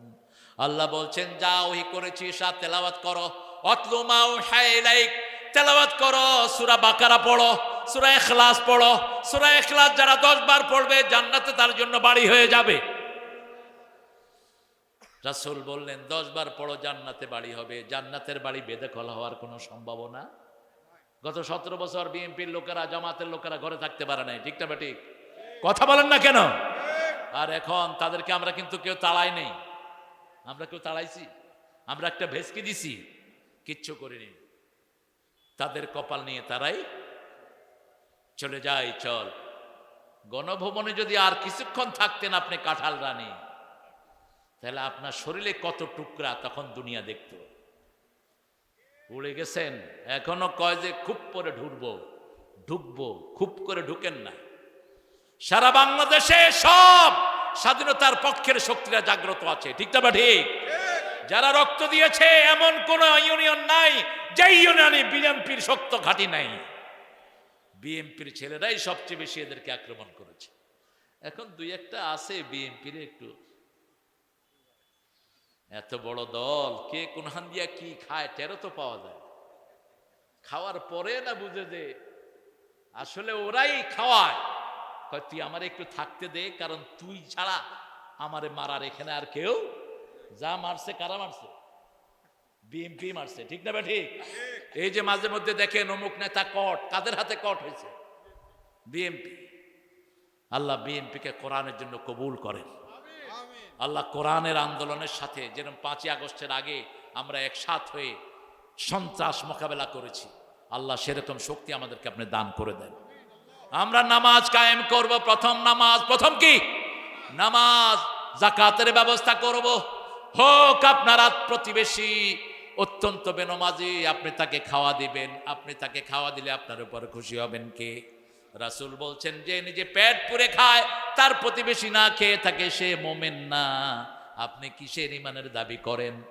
আপনার প্রতিবেশী যদি না খেয়ে থাকে, হোক সে হিন্দু হোক সে বেনমাজি, তাকে খাওয়া দিবেন, তাকে নামাজে নিয়ে যাবেন। তার দুঃখে আপনি দুঃখী হবেন, তার সুখে আপনি সুখী হবেন। রাসূল সাল্লাল্লাহু আলাইহি সাল্লাম মসজিদে এক রাস্তায় যেতেন, আরেক রাস্তা দিয়ে ফিরে আসতেন। এক রাস্তা দিয়ে যেতেন, নতুন রাস্তা দিয়ে যেতেন, এই রাস্তা দিয়ে যেতেন, ওই রাস্তা দিয়ে ফিরে আসতেন। কেন? তিনি দুই পাশের লোকদের খবর নিতেন, কারা খেয়ে আছে কারা না খেয়ে আছে। ঈদের মাঠ থেকে ফিরতেছেন রাসূল, দেখে যে এক ছোট্ট শিশু কাঁদছে। রাসূল সাল্লাল্লাহু আলাইহি সাল্লাম তাকে কোলে তুলে নিলেন, ঘরে এনে বললেন তুমি কাঁদছো কেন বাবা? বলছে ইয়া রাসূলুল্লাহ আমার আব্বাও নাই আম্মাও নাই। মা আয়েশাকে ডাকলেন, আয়েশা আসো। আয়েশাকে পাশে বসালেন, বসে বললেন আয়েশা তোমার মা, আমি তোমার বাপ, কেমন লাগছে তোমার কাছে? ছোট্ট শিশু হেসে দিয়েছে, বলছে ইয়া রাসূলুল্লাহ আমার জীবন সফল, আপনি আমার বাপ হয়েছেন, মা আয়েশা আমার মা হয়েছে। সুবহানাল্লাহ। হাত কাটা গেছে এক শিশুর, কাঁদছে। রাসূল সাল্লাল্লাহু আলাইহি সাল্লাম তাকে আনলেন, এনে মা আয়েশাকে বললেন একটা কাপড় নিয়ে আসো, আমি তার হাতের এই জিনিসটা ব্যান্ডেজ করে দেব। কাপড় আনতে দেরি হলো, রাসূল তার আঙ্গুলটা রাসূলের মুখে নিয়ে নিলেন। রাসূলের লালা লাগার সাথে সাথে তার হাতের রক্ত পড়া বন্ধ হয়ে গেল। এভাবে মানুষের খেদমত করতেন রাহমাতাল লিল আলামিন। আপনি যাকাত দিতে পারেন না, আপনি যাকাতের আন্দোলন করেন, যাকাতের পক্ষে কথা বলেন। সুদ ইসলামী শরীয়তে সবচেয়ে বড় কবিরা গুনাহ, ঠিক না বা ঠিক? সুদের 70টি শাখা, কয়টি? 70টি। সবচেয়ে ছোটটা হলো মায়ের সাথে জিনা করা, আর সবচেয়ে বড়টা হলো ইউহারিবুনাল্লাহ ওয়া রাসূলা, আল্লাহ আল্লাহ রাসূলের বিরুদ্ধে যুদ্ধ ঘোষণা করা। এই জন্য যেখানে সুদ আছে সেখানে আমরা নাই। আল্লাহ বলছেন ইয়ামহাকুল্লাহুর রিবা ওয়া ইউরবিস সাদাকাত। ও, আপনাদের কষ্ট হচ্ছে না? এখনই মুনাজাত করে দেবো ইনশাআল্লাহ। জিহাদ করবেন তো? জিহাদ করতে রাজি আছেন তো? আমরা জিহাদ করব ইনশাআল্লাহ। আমাদের টাকা যা বাহিরে গেছে, আহা, শুধু এক এসালাম ৮০,০০০ কোটি টাকা নিয়ে গেছে ইসলামী ব্যাংক থেকে একজন। আর কাঁঠাল রানীর হিসাব একটা এসেছে, মাত্র ২ লক্ষ কোটি তিনি সরিয়েছে, বেশি না। ভূমিমন্ত্রী তিনার ৬৫০ বাড়ি ইংল্যান্ডে। তবে মনে রাখেন, হারামে কোনো আরাম। যারা হারাম খায় তাদের সম্পদ তারা সাথে রাখতে পারে না। এই জন্য হালালের প্রতিষ্ঠানগুলোকে আমাদেরকে বড় করতে হবে। হ্যাঁ, কই লালু ভাই কই? আলহামদুলিল্লাহ, দেখেন কি পুরান একটা গাড়ি আমার লালু ভাই। আর ওই সময় কমিশনার ছিল, টাকা রাখার জায়গা নেই। লালু ভাই আসেন। হ্যাঁ, অনেক সিনিয়র নেতা, সিনিয়র মোস্ট, 3 বারের এমপি। আল্লাহ আমার লালু ভাইকে কবুল করুন, লালু ভাইকে ইসলামের সৈনিক বানিয়ে দিন। আর চিৎকার করে বলেন আমিন। যে অন্য ভাইয়ের জন্য দোয়া করে, ওই দোয়াটা আল্লাহ তার জন্য আগে কবুল করে নেয়, বলেন আমিন। আলহামদুলিল্লাহ। আহারে, কত স্ট্রং দেখেছি লালু ভাইকে। এখন তো বয়স হয়ে গেছে লালু ভাই। আল্লাহ কবুল করুক, বলেন আমিন। আমরা লালু ভাইকে একটু গ্রহণ করে নেই। 3 বারের আপনাদের এমপি, সফল এমপি। এখানে দাও, এখানে দাও।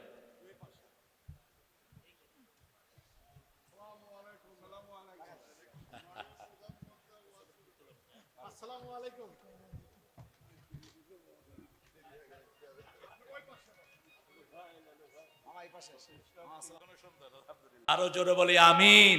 আকামুস সালাত ওয়া আতাউজ যাকাত আমারু বিল মারুফ ওয়া নাহাউ আনিল মুনকার। একাধিকবার তারেক লন্ডন থেকে ঘোষণা করেছে, যারা চাঁদাবাজি করে এরা আমার দলের লোক নয়, এদের শাস্তি হওয়া উচিত, ঠিক না ঠিক? সেই আদর্শে যেন আমরা থাকতে পারি। আমরা কোনো গরিব মানুষকে কিছুই করব না, তবে হ্যাঁ, আমাদের টাকাগুলো যারা অন্যায়ভাবে নিয়েছে আমরা যেন সেগুলো তাদের থেকে নিয়ে গরিবকে বিতরণ করতে পারি। আল্লাহ তৌফিক দান করুন। আরো জোরে বলেন আমিন। আমারু বিল মারুফ, সৎ কাজের আদেশ দিবেন, অসৎ কাজ থেকে নিষেধ করবেন। ওয়ালিল্লাহি আকিবাতুল উমুর, সব পরিণাম কার উপর নির্ভর করে? আল্লাহর উপর নির্ভর করে। আল্লাহ যার শেষ ভালো তার সবই ভালো। ইন্নামাল আমালু বিল খাওয়াতিম। সেজন্য আল্লাহ রাব্বুল আলামিন বলছেন, ওয়াতাল মাল আলা হুব্বিহি যাবিল কুরবা ওয়াল ইয়াতামা ওয়াল মাসাকিন। তার আগে বললেন ওয়ালাকিন্নাল বিররা মান আমানা বিল্লাহি ওয়াল ইয়াউমিল আখির ওয়া কামাস সালাত ওয়া আতাজ যাকাত। তারা আল্লাহ রাব্বুল আলামিনের উপর ঈমান আনবে, ঈমান আনবে আখিরাতের উপর, আখিরাতকে চোখের সামনে দেখে বিশ্বাস করবে, আর যাকাত দিবে। আর যাকাতের সিস্টেমটা চালু করবে। যাকাতের সিস্টেম যদি বাংলাদেশে চালু হতো, একজন দরিদ্র লোক খুঁজে পাওয়া যেত না, ঠিক না বে ঠিক? যে স্কিমটা নেওয়া হয়েছে, আমি দেখেছি 31টা পয়েন্ট ঘোষণা করেছে এরা তারেকের পক্ষ থেকে। কয়টা? 31 দফা। সেখানে একটা দফা তারা রেখেছে, যাদের ইনকামে তাদের মাস চলে না তাদের কাছে সাহায্য সরকারের পক্ষ থেকে পৌঁছে দেওয়া হবে। আল্লাহ কবুল করুক, জোরে বলেন না আমিন। আরে ভাই, আপনি যদি দোয়া করেন, দোয়া হলো ইবাদত। দোয়াটা কি? ইবাদত। এজন্য রাতের বেলায় রাসূল সাল্লাল্লাহু আলাইহি ওয়াসাল্লাম বলছেন, সূরা বাকারার 285 নম্বর আয়াত, 86 যারা পড়ে সারা রাত ফেরেশতারা তার জন্য নেক লিখতে থাকে। কাফাতা, তার জন্য যথেষ্ট হয়ে যায়। কি আছে এই আয়াতে? 285 নম্বর আয়াতের ভিতরে আল্লাহ বলছেন, আমানার রাসূলু বিমা উনজিলা ইলাইহি মির রাব্বিহি ওয়াল মুমিনুন কুল্লুন আমানা বিল্লাহি ওয়াল ইয়াউমিল আখির ওয়া আকামাস সালাত কুল্লুন আমানা বিল্লাহি ওয়াল ইয়াউমিল আখির, কুল্লুন আমানা বিল্লাহি ওয়া মালাইকাতিহি ওয়া কুতুবিহি ওয়া রুসুলিহি লা নুফাররিকু বাইনা আহাদিম মির রুসুলিহি ওয়া ক্বালু সামি'না ওয়া আতা'না গুফরানাকা রাব্বানা ওয়া ইলাইকাল মাসির। বলেন আমিন। আমরা বলি সামি'না, আমরা শুনলাম। আমরা কি করলাম? শুনলাম। আমরা সব শুনলাম, ইসলামের সব আমরা মানবো, ঠিক না? ঠিক। সামি'না, আমরা শুনলাম। আল্লাহ বলেন আমিও কবুল করলাম। ও আতা'না, আল্লাহ বলেন আমরা বলি আমরা মেনে নিলাম। আল্লাহ বলেন আমিও তোমার এই জিনিসগুলো কবুল করে নিলাম। এরপরে আমরা বলি গফরানাকা, আল্লাহ জবাব দেয় আমিও তোমার জীবনের গুনাহগুলো মাফ করে দিলাম। আপনি এখনো করেননি, আপনি শুধু বলেন সামি'না, আমি শুনলাম, ওয়া আতা'না, আমি মেনে নিলাম। আল্লাহ বলেন আমিও কবুল করে নিলাম। এই জন্য ওয়াদা দিতে আমাদের কোনো আপত্তি নাই। যত ভালো কাজ সবগুলো আমরা করব, যত খারাপ কাজ কোনটার ধারে কাছে আমরা যাব না, ঠিক না ঠিক? সৎ কাজের আদেশ যারা করে, অসৎ কাজের নিষেধ যারা করে, তাদের জন্য জমিন টিকে থাকে। একজন লোক ছিলেন খুব বেশি ফরেজগার, ওই এলাকার জন্য গজব বরাদ্দ হলো। গজবের ফেরেশতারা এসে দেখে একজন খুব বড় ফরেজগার এখানে আছেন। আল্লাহকে বলেন আল্লাহ আপনার এক ফরেজগার লোক এখানে আছে, আযাব দেব কিনা? আল্লাহ রাব্বুল আলামিন বললেন তাকে শুদ্ধ এই জমিনটাকে উল্টিয়ে দাও, কারণ তার আশেপাশে খারাপ কাজ চলে। সে একবারও নিষেধ করে নাই, একবারও সৎ কাজের জন্য আদেশ করে নাই, অসৎ কাজের জন্য নিষেধ করে নাই। আজকে আমাদের গ্রামে গঞ্জে ছড়িয়ে পড়েছে ইয়াবা, ছড়িয়ে পড়েছে গাঁজা, ঠিক না ঠিক? কথা বলেন না কেন? আজকে হাতে হাতে মোবাইল, ছেলেরা কোন দিকে যাচ্ছে কোনো খবর নাই। গ্রামে গ্রামে ঘুপসা ঘুপসা মাগরিবের পরে একসাথে হয়ে হয়ে ছেলেরা বসে থাকে, সেখানে আবার মোবাইলের জুয়া খেলে। মোবাইল জুয়া, ক্যাসিনো, সেখানে হারার কারণে মাকে বাপকে জবাই করেছে এক ছেলে 2-3 দিন আগে দেখলাম। 2-3 দিন আগে। কতটা অধপতনে গিয়েছে সমাজ।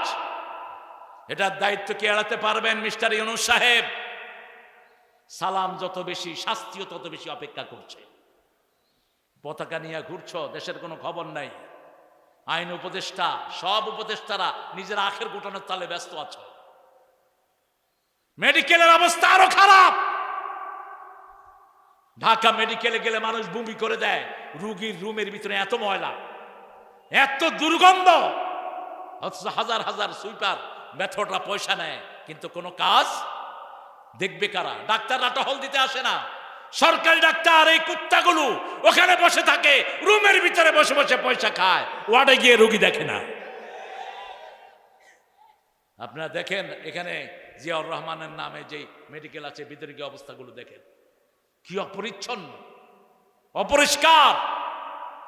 ডাক্তাররা টহল দিতে আসে না, বসে বসে পয়সা খায়। এই পয়সা তোর হালাল হবে? তুই কুত্তার ঘু খাস, তুই মরা লাশ খাস। ডিউটি হলো বগুড়ায়, ঢাকায় বসে থাকে, আর অফিসে পয়সা দিয়া দিয়া নিজের চাকরি টিকে রাখে। এরকম লোক আছে না নাই? ভূমিতে গেলে সবচেয়ে বেশি অনিয়ম। ভূমি অফিস মানে হলো টাকা খাওয়ার অফিস।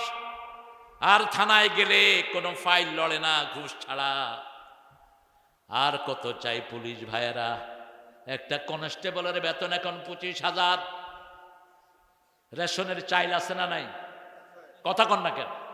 ডাল, তেল, এগুলো আবার বেঁচে ফেলে তারা। রাজারবাগ পুলিশ ফাঁড়ির উল্টা দিকে একটা ছোট্ট মার্কেট আছে, সেখানে এই পুলিশের এগুলি বিক্রি হয়। কারণ এত রেশন তো লাগে না। এখন শুধু হা করবি আর খাওয়ায় দেবো, তারপরে ঘুষ কেন?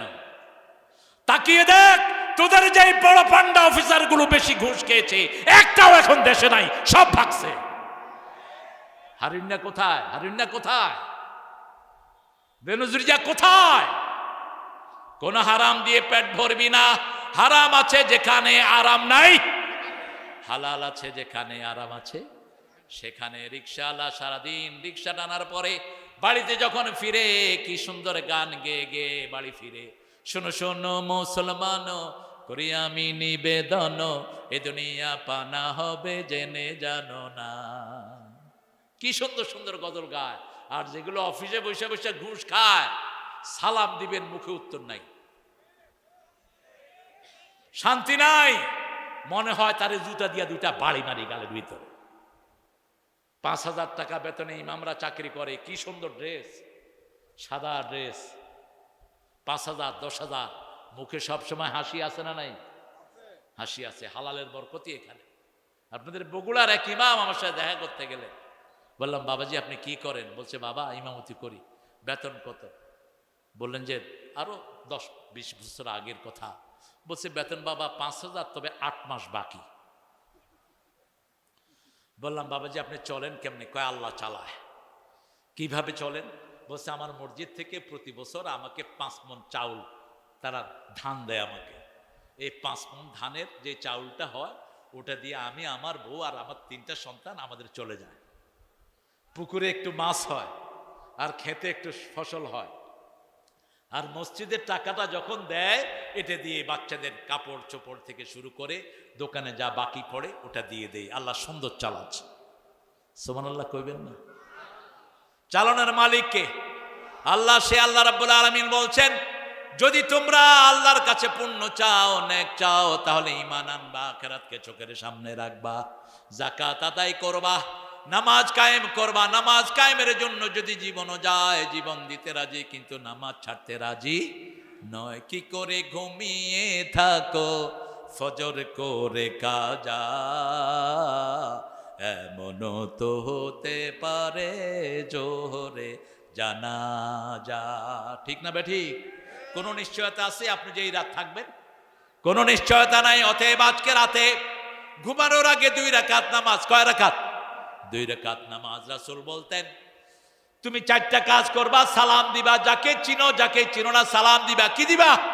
আগে সালাম দিবা। আতিআমুত তুআম, মানুষকে খাওয়াবা। সাল্লু ফিল লাইলি ওয়ান নাস নিয়াম, মানুষ যখন ঘুমিয়ে থাকে। কোথায় যাও? আরে এখন কি ঢাকা যাও? আরে এই যে চিনেন তো সুমনের, আমাদের সুমনের ভগ্নিপতি, আমার সে আপা হার্ট অ্যাটাক করে মারা গেছেন। আপার সন্তানটার নাম হলো সাজ্জাদ। সাজ্জাদের আব্বা এই যে 50,000 টাকা প্রতিষ্ঠানকে দিয়েছেন। আল্লাহ কবুল করুক। আল্লাহ যেন ওনার স্ত্রীকে শহীদ হিসেবে কবুল করে, বলেন আমিন। কারণ হার্ট অ্যাটাকে যারা মারা যায় রাসূল বলছেন এরা শহীদ হয়ে যায়। আল্লাহ সাজ্জাদ এবং ওনার ছেলে আছে আবেদ, দুইটাকে আল্লাহ কবুল করুক। উনি ঢাকা যাবেন, আপনারা দোয়া করবেন যাতে সহি সালামতে যেতে পারে। আলহামদুলিল্লাহ, আলহামদুলিল্লাহ বলি। আপনাদের প্রোগ্রাম তো আমাদের চেয়ে বেশি। আসসালামু আলাইকুম। আপনাকে সালাম জি, শুকরিয়া। আলহামদুলিল্লাহ। আমরা দুনিয়াতে থাকবো না কেউ, আমাদেরকে চলেই যেতে হবে। মৃত্যুর পরেই প্রথম হিসাব কিসের জানেন তো? এটা তো জানলে পড়েন না কেন বলেন? আজকে থেকে ছাড়বো না। এক অন্ধ সাহাবী রাসূলকে বললেন, ইয়া রাসূলুল্লাহ আমার বাসা অনেক দূরে, আমি যদি ফজরে না আসি হবে তো? রাসূল বললেন, প্রথম হবে। এরপরে ডেকে বললেন, আতাসমাউল আযান, তুমি কি আযান শুনো? বলছে, হ্যাঁ শুনি। বলছে, তাহলে মসজিদে আসতেই হবে। বলছি, ইয়া রাসূলুল্লাহ আমার ঘরটা সামনে আনি। উনি কি ছিলেন? কি ছিলেন? অন্ধ ছিলেন। রাসূল বললেন, না, যত দূর থেকে হেঁটে আসবা তত বেশি সওয়াব দান করবেন কে? অতএব সেখানেই রাখো। আমাদের বাংলাদেশে এমন কোনো জায়গা নাই যেখানে আজান শোনা যায় না। ঠিক না বেঠিক? রাসূল বলেছেন, আজান শোনার পরে যারা মসজিদে আসে না, আমার মন চায় ওদের ঘরগুলো আমি আগুন দিয়ে জ্বালিয়ে দেই। শুধু পারি না, শিশু এবং মহিলাদের কারণে। রাসূল সাল্লাল্লাহু আলাইহি ওয়াসাল্লাম রহমতের নবী, তিনাকে মেরেছে, তিনাকে মেরে সারা শরীর থেকে রক্ত প্রবাহিত করেছে, তাদের জন্য তিনি বদদুয়া দেন নেই। তায়েফের দিনগুলোর কথা স্মরণ হলেই তিনি কাঁদতেন। সেই রাসূল সাল্লাল্লাহু আলাইহি সাল্লামের কাছে যখন আযাবের ফেরেশতারা আসলো, তিনি হাত তুললে বললেন, হে আল্লাহ, আগফির হাযাল কওম ইন্নাহুম লা ইয়ালামুন। হে আল্লাহ, এদেরকে মাফ করে দেন, এরা জানে না আমি যে নবী। এরা কালেমা গ্রহণ করে নাই, কিন্তু এদের পরের জেনারেশন বলবে লা ইলাহা ইল্লাল্লাহ, লা ইলাহা ইল্লাল্লাহু মুহাম্মাদুর রাসূলুল্লাহ সাল্লাল্লাহু। 5 ওয়াক্ত নামাজ মসজিদে পড়বো। কোথায়? আপনি মনে রাখবেন, 5 ওয়াক্ত নামাজ যারা মসজিদে পড়ে আল্লাহ নিজে তাদের জন্য বেহেশতটাকে সাজায়া দেয়। 5 ওয়াক্ত নামাজ যারা মসজিদে পড়ে আল্লাহ বলেছেন, ও নবী আপনি বলে দেন ওরা মুমিন। ওরা কি? কিন্তু নামাজ পড়ে, নামাজের পরে সে আল্লাহর বিরুদ্ধে কথা বলে, এরকম লোক আছে না নাই? আল্লাহ বলছেন ফাওয়াইলুল লিল মুসাল্লিন আল্লাযীনা হুম আন সালাতিহিম সাহুন আল্লাযীনা হুম ইউরাউনা ওয়া ইয়ামনাউনাল মাউন। আল্লাহ বলছেন ওই মুসল্লিদের জন্য ওয়াইল দোজক জাহান্নামের এমন একটা বিষাক্ত জায়গা যেটা থেকে দৈনিক জাহান্নাম 400 বার আল্লাহর কাছে পানা চায়। জাহান্নামের একটা গর্তের নাম হলো ওয়াইল। যারা মিথ্যা কথা বলে তাদের জন্য ওয়াইল দোজক। ওয়াইলুল লিল মুকাজ্জিবিন ওয়াইলুল লিকুল্লি হুমাজাতিল লুমাজা। যারা মানুষের সামনে এবং আড়ালে আবঢালে মানুষের গীবত করে তাদের জন্য ওয়াইল। যারা নামাজ ঠিক মতো পড়ে না, জোহর পড়ে, আসর পড়ে না, আসর পড়ে, মাগরিব পড়ে না, আবার নামাজের ভিতরে কি পড়ে সমাজে এসে তার কোনো খবর রাখে না। নামাজের ভিতরে পড়ে এসে আশিরুহুন্না বিল মারুফ, বিবির সাথে সবচেয়ে ভালো ব্যবহার করবা, কিন্তু বাহিরে সেই বিবিকে মারে, এরকম বেয়াদব আছে না নাই? কেন বিবির গায়ে হাত তোলেন? কেন? মনে রাখবেন বিবির জন্য এক চোখে থাকবে রহমত, আরেক চোখে ভালোবাসা। সূরা রোমের 21 নম্বর আয়াত, ওয়াজআলা বাইনাকুম মুওয়াদ্দাতাম ওয়া রাহমা। বিবির মূল উদ্দেশ্য হলো লিতাসকুনু ইলাইহা, তোমরা ওখানে শান্তি পাবা, আরামদায়ক জায়গা পাবা। পরকীয়ায় যে সমস্ত মেয়েরা আসক্ত হয়ে যায় এদের দুনিয়াও শেষ, আখিরাতও। আপনার মেয়ে কোথায় প্রাইভেট পড়ে আপনার খবর রাখতে হবে, কাদের সাথে যায়। কোন ছেলে কোন মেয়ের সাথে 3-4টা মেয়ের সাথে লাইন করে একটা ছেলে, এই ছেলে লুচ্চা, এই ছেলের জন্য মিলবে আরেক জিনাকারিনী মেয়ে। সূরা নূরের প্রথম চ্যাপ্টারে আল্লাহ বলছেন আয-যানিয়াতুল জানি, জিনাকারের জন্য জিনাকারিনী আল্লাহ ব্যবস্থা করে দিবেন, খবিশের জন্য খবিশা মেয়ে ব্যবস্থা করবেন। খবরদার চরিত্রটাকে ভালো রাখেন। আপনার চরিত্র যদি ভালো হয় আপনার জন্য নেককার মানুষের ব্যবস্থা করে দিবেন কে? আল্লাহ রাব্বুল আলামিন। সেজন্য বলছেন সালাত মানুষকে সব রকমের অপকর্ম থেকে সরিয়ে রাখে। ইন্নাস সালাতা তানহা আনিল ফাহশাই ওয়াল মুনকার ওয়া লাযিকরুল্লাহি আকবার আল্লাহু ইয়ালামু মা তাসনাউন। আল্লাহ বলছেন আমার জিকির হলো সবচেয়ে বড়। কেন আল্লাহর জিকির করবেন না? আল্লাহ জিকির করলে দুনিয়াও সফল, আখিরাতও সফল। নামাজটা হলো জিকির। ওয়াযাকারা আসমা রাব্বিকা ফাসাল্লা, রবের জন্য তুমি নামাজ পড়ো, নামাজটা হলো জিকির। আবার কালেমা হলো জিকির, কোরআন তেলাওয়াত জিকির। আফদালুজ যিকরি তিলাওয়াতুল কোরআন।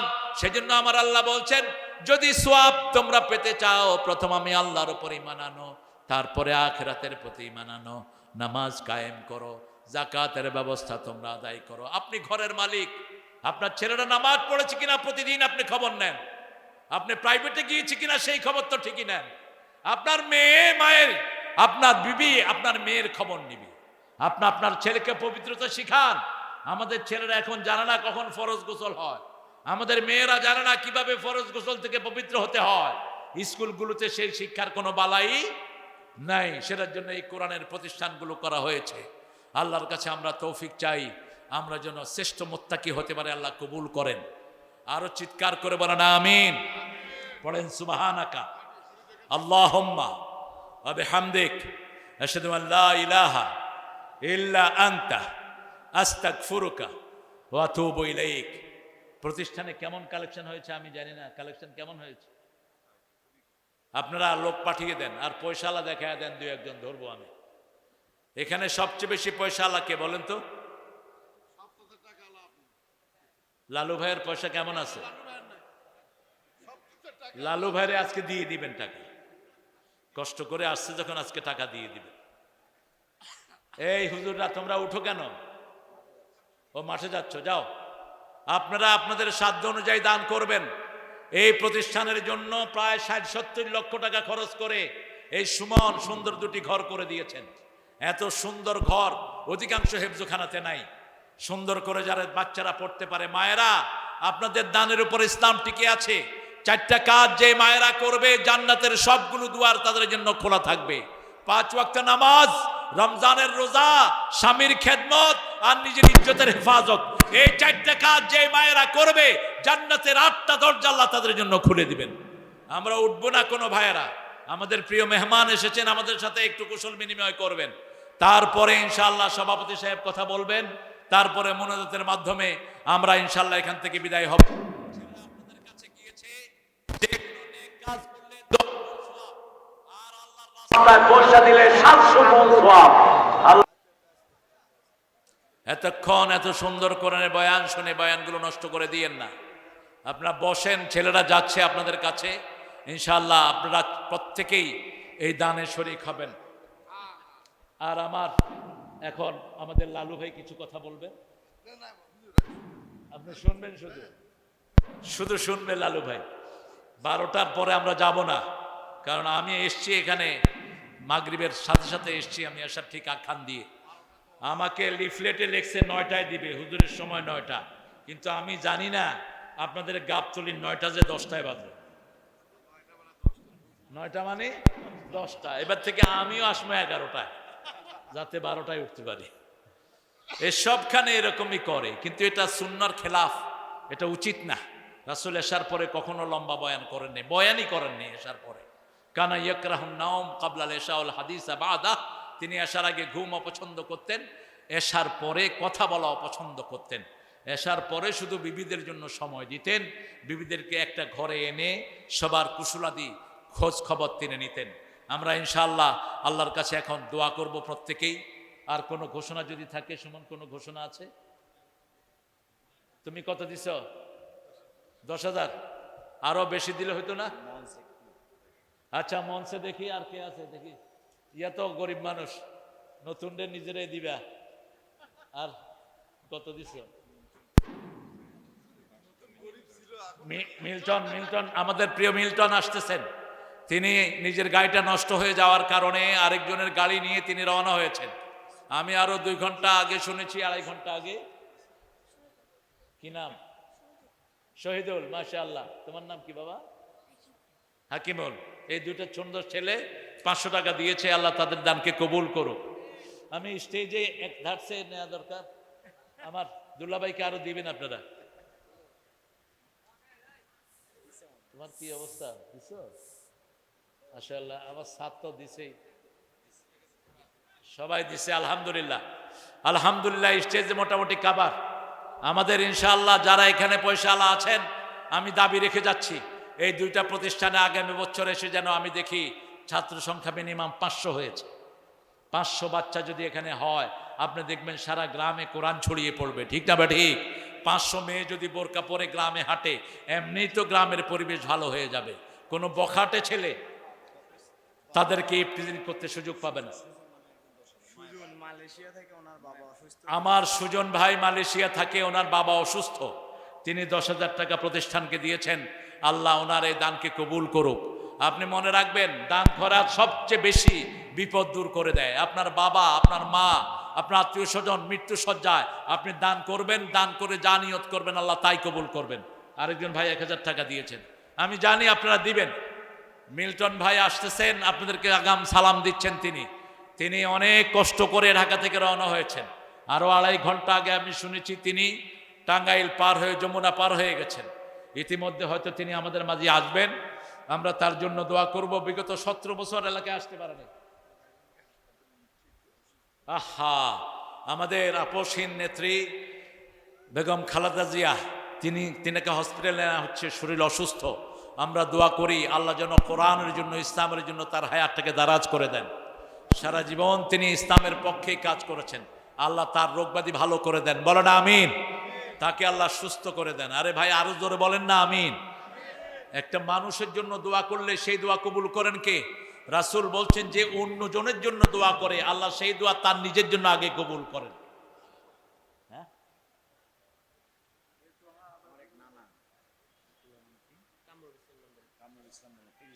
আহারে কামরুল ইসলাম মন্ডল, কি হয় তোমার? এই সুন্দর মানুষটার আব্বা কামরুল ইসলাম মন্ডল, তিনি 30,000 টাকা দিয়েছেন প্রতিষ্ঠানকে। আল্লাহ তার জীবনের গুনাহগুলো মাফ করে দেন, আল্লাহ তার নেক আশাগুলো কবুল করেন, আল্লাহ তার ছেলে মেয়েকে সব বিপদ থেকে হেফাজত করেন। আপনি মনে রাখবেন, আর সৎকা তো তারুদ্দুল বালা, সৎকা সব বিপদ দূর করে দেয়। পৃথিবীতে সবচেয়ে বেশি শক্তিশালী কি? দান। সবচেয়ে বেশি শক্তিশালী কি? দান। এটার চেয়ে শক্তিশালী আর কিছুই নাই। দুনিয়া সৃষ্টি করা হলো, দুনিয়া কাঁপছিল, আল্লাহ দুনিয়াতে পাহাড় বসিয়ে দিলেন, এবার দুনিয়া স্থির হয়ে গেল। এরপরে রাসূল সাল্লাল্লাহু আলাইহি সাল্লামকে জিজ্ঞেস করা হলো, ইয়া রাসূলুল্লাহ, তাহলে দেখলাম দুনিয়ার চেয়ে শক্তিশালী হলো পাহাড়, পাহাড়ের চেয়ে শক্তিশালী কিছু আছে কিনা?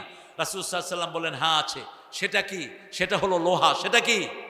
লোহা। বলছি ইয়া রাসূলুল্লাহ, লোহার থেকে শক্তিশালী কিছু আছে কিনা? বলছে হ্যাঁ আছে। সেটা কি? লোহার চেয়ে শক্তিশালী হলো আগুন। লোহার চেয়ে শক্তিশালী কি? আগুন। আগুনের চেয়ে শক্তিশালী কি? পানি। আগুনের চেয়ে শক্তিশালী কি? পানি। তার চেয়ে শক্তিশালী কি? বাতাস। তার চেয়ে শক্তিশালী মানুষ। তার চেয়ে শক্তিশালী হলো দান করা। এই দান করার সাথে সাথে তার গুনাহগুলো মাফ করে দেন কে? রাসূল সাল্লাল্লাহু আলাইহি ওয়াসাল্লাম বলেছেন, যারা বেশি দান করবে এই দানগুলো কিয়ামতে নূরের বাতি হয়ে তাকে চারিদিক থেকে আলো দিয়ে ঘিরে দিবে। কে? মিল্টন আসছে? হ্যাঁ, মাশাআল্লাহ, আলহামদুলিল্লাহ, আলহামদুলিল্লাহ বলেন। অনেক ত্যাগ কোরবানি স্বীকার করা মানুষ। আলহামদুলিল্লাহ, আলহামদুলিল্লাহ, আলহামদুলিল্লাহ।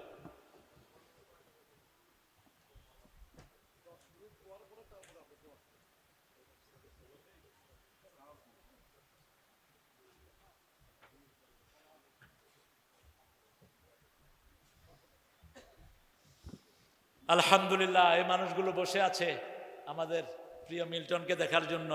লালু ভাইও আসছেন।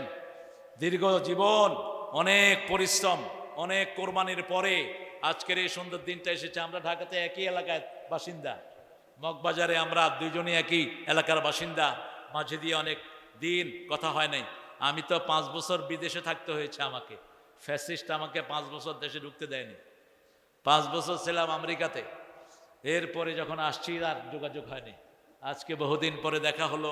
আল্লাহ আমার মিল্টন ভাইয়ের জীবনের গুনাহগুলো মাফ করে দিক, তার পরিবারকে কবুল করুক। হায়রে দোয়া নাই রে, আল্লাহ কবুল করুক। জোরে বলেন আমিন। এখন আমরা দুইজনের থেকে কিছু কথা শুনবো, তারপরে দোয়া করব নাকি? লালু ভাই বলবেন। লালু ভাইয়ের কথা শোনার পরে আমরা ইনশাআল্লাহ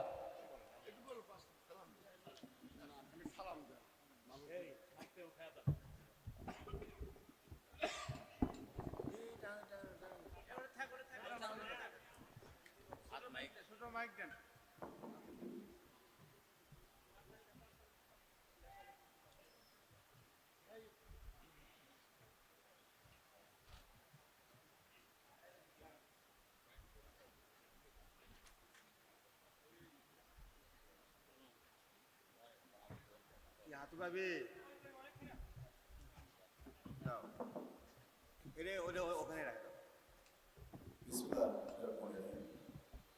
শিরিন আক্তার মহিলা মাদ্রাসা আয়োজিত এই বালাদি ইউনিয়ন খেলাটা এই স্কুল মাঠে তাফসীরুল কোরআন মাহফিলের শ্রদ্ধেয় এবং সম্মানিত সভাপতি, মঞ্চে উপস্থিত আমাদের সাবেক সংসদ সদস্য দেশনেত্রী বেগম খালেদা জিয়ার উপদেষ্টা, আমাদের শ্রদ্ধেয় বড় ভাই হেলালুজ্জামান তালুকদার লালু ভাই, উপস্থিত প্রধান বক্তা যিনি দীর্ঘদিন হাসিনা সরকারের নির্যাতনের কারণে সে বিদেশে হারিয়েছিল। আজকে হাসিনা মুক্ত আকাশ বাতাসে সেই ইসলামের কথা বলার জন্য শুধু ঢাকা থেকে এসেছে বিখ্যাত ইসলামী চিন্তাবিদ এবং ইসলাম নিয়ে দেশে গবেষণা করেছে আমাদের শ্রদ্ধেয় প্রধান বক্তা তারেক মনোয়ার, উপস্থিত আমার শ্রদ্ধেয় নেতৃবৃন্দ, উপস্থিত শ্রদ্ধেয় মুসল্লি পর্দার আড়ালে মা বোনেরা, আমার সালাম নেবেন, আসসালামু আলাইকুম।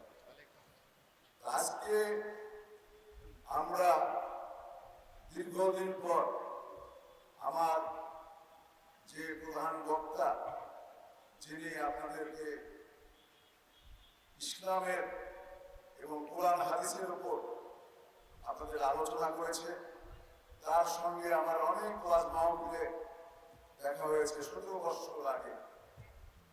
17 বছর আমরা সবাই হাসিস সরকারের নির্যাতিত ছিলাম উনিও নির্যাতিত ছিল, আমরা মামলা হামলা জেলে গিয়েছি। আজকে এই হাসিনা মুক্ত আকাশ বাতাসে আজ থেকে শুরু হয়েছে এই গাবতলীতে তাফসীরুল কোরআন মাহফিল। আজকে যাকে আপনারা নিয়ে এসেছেন প্রখ্যাত সেই ইসলামী চিন্তাবিদ, আপনাদেরকে ইসলামের কথা, কোরআনে হাদিসের কথা ইনশাআল্লাহ বক্তব্য দিয়েছে। তা আমি বেশি কথা বলবো না, কারণ এখানে প্রধান বক্তা তার বক্তব্য দিয়ে ফেলেছে।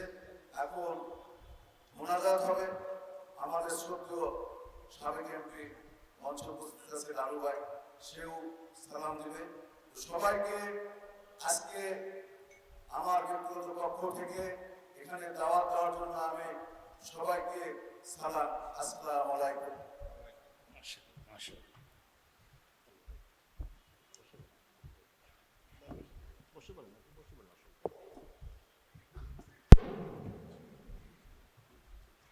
আসসালামু আলাইকুম ওয়া রাহমাতুল্লাহ। আসসালামু আলাইকুম ওয়া রাহমাতুল্লাহ। ওয়ালাইকুম আসসালাম ওয়া রাহমাতুল্লাহ। শিবিনা আসলাম মহিলা হাফেজিয়া মডেল মাদ্রাসা ও এতিমখানা এবং তহুরুন্নেসা হাফেজিয়া মাদ্রাসা ও এতিমখানার উন্নয়ন কল্পে তাফসীরুল কোরআন মাহফিল। আজকে এই মাহফিলের সম্মানিত সভাপতি মাওলানা মোহাম্মদ আব্দুল রহিম, আজকের প্রধান বক্তা আমাদের অতি প্রিয় মানুষ, যিনি সত্যিকারে আমাদের উনি একটু আগে তারেক রহমানের ৩১ দফার ১ দফা উনি বলে ফেললেন। এটা কিন্তু আমার অনেক নেতারাই জানে না, উনি কিন্তু বলে ফেললেন। আমাদের অনেক প্রিয় এবং আমাদের দলের এক শুভাকাঙ্ক্ষী প্রধান বক্তা মাওলানা আল্লামা তারেক মানোয়ার সাহেব উপস্থিত। আমাদের এখানে আমাদের গাবতলীর বিএনপির সম্মানিত সভাপতি, সাবেক উপজেলা চেয়ারম্যান, সাবেক মেয়র, বগুড়া জেলা বিএনপির সংগ্রামী সহ সভাপতি জনাব মোর্শেদ মিল্টন উপস্থিত, গাবতলী থানা বিএনপির সংগ্রামী সাধারণ সম্পাদক এবং বগুড়া জেলা বিএনপির সংগ্রামী যুগ্ম সাধারণ সম্পাদক জনাব এনামুল হক নূতন উপস্থিত, বগুড়া জেলা ছাত্র দলের সংগ্রামী সাধারণ সম্পাদক পলাশ সহ আমার অন্যান্য নেতৃবৃন্দ, ওলামা একরাম, আমার মুসল্লি ভাই ও বোনেরা, আমি একটু দেরি করে এসেছি। আমরা যাই হোক, আমরা তারেক মানোয়ার সাহেবের বক্তব্য শুনেছি। এসব মাহফিলে আমরা বসে থাকি, আসলে আমি যেটা বলে থাকি যে হেদায়েত হওয়ার জন্য। আমরা বক্তাও নই, প্রধান বক্তা হিসেবেও আমরা, প্রধান অতিথি হিসেবে আমাদের এখানে মানায় না। আমরা শুনতে আসি নতুন কোনো কথা হুজুর বলেন কিনা, সেগুলো আমরা হ্যাপি করি। আর যে কথাটি আমি বলে থাকি, নিজে আমি সেটা চর্চা করি এবং বলে থাকি যে ৫ ওয়াক্ত নামাজ এবং হালাল রুজি যদি কারো থাকে তাহলে ইনশাআল্লাহ ঠিক না পরে গেলে হুজুর ৫ ওয়াক্ত নামাজ এবং হালাল রুজি। তার সঙ্গে সঙ্গে আমি একটি কথা কিন্তু বিগত ১০ বছরই বলেছি যে বেনামাজিকে ভোট দিবেন না। এবং এখানে আমি উল্লেখ করি যে আমার দলের নেতারা সবাই নামাজ, কাকু নামাজ পড়তে দেখা যায়, কাকু দেখা যায় না, সবাইকে তো নামাজ পড়তে দেখা যায় না। তো কাজে আমার দলের সব নেতারাই নামাজি। আমি এই কথা বললে আমার দলের নেতারা ভোট পাবে না, আমি এই কথা বিশ্বাসী না। কাজে আমারও একই আহ্বান যে কোনো বেনামাজিকে আমরা, মন্ত্রী বলেন, মেম্বার বলেন, চেয়ারম্যান বলেন, এমপি বলেন, উপজেলা চেয়ারম্যান, ভাইস চেয়ারম্যান, কোনো বেনামাজিকে আমরা বলতে, বেনামাজির কোনো শাসন এদেশে চলবে না। ফাসিস্ট উদাহরণ দিয়ে গেছে, ওই দেখেন না শেখ হাসিনার নামাজ পড়া দেখেননি? বিশাল জনসভায় গাড়ির হুড খুলে দিয়ে নামাজ পড়েন, আমরা দেখেছি তো, দেখেছেন তো ভাই। ওই নামাজের দরকার আছে আমাদের? কাজে খালেদা জিয়ার নামাজ পড়া কেউ দেখে, আমরাও দেখিনি, কিন্তু উনি নামাজি ইনশাআল্লাহ। তো আমার ভাই, আমি তো পরে আসলাম, হুজুরের বক্তৃতার আগে বলতে পারলে একটু ভালো হতো। একটা প্রশ্ন ছিল, যারা মাহফিলে এসে বেহেশতের টিকিট বিক্রি করে তাদের সম্বন্ধে হুজুর বোধহয় কিছু বলেননি, একটু শোনা দরকার ছিল আমাদের। আর বিশেষ কথা, একজন বলে ফেললেন যে পূজা আর রোজা নাকি একই জিনিস। তো শুনেছেন তো নিশ্চয়ই। নাউজুবিল্লাহ। তো এগুলো তো আমাদের মুখে সাজাবে না, হুজুর উনি বলবেন। আল্লামা তারেক রহমান বলবেন যে এই কথাগুলো যারা বলছে তারা কি, তারা কেন বলছে, কি জন্য বলছে, তারা কি চায়।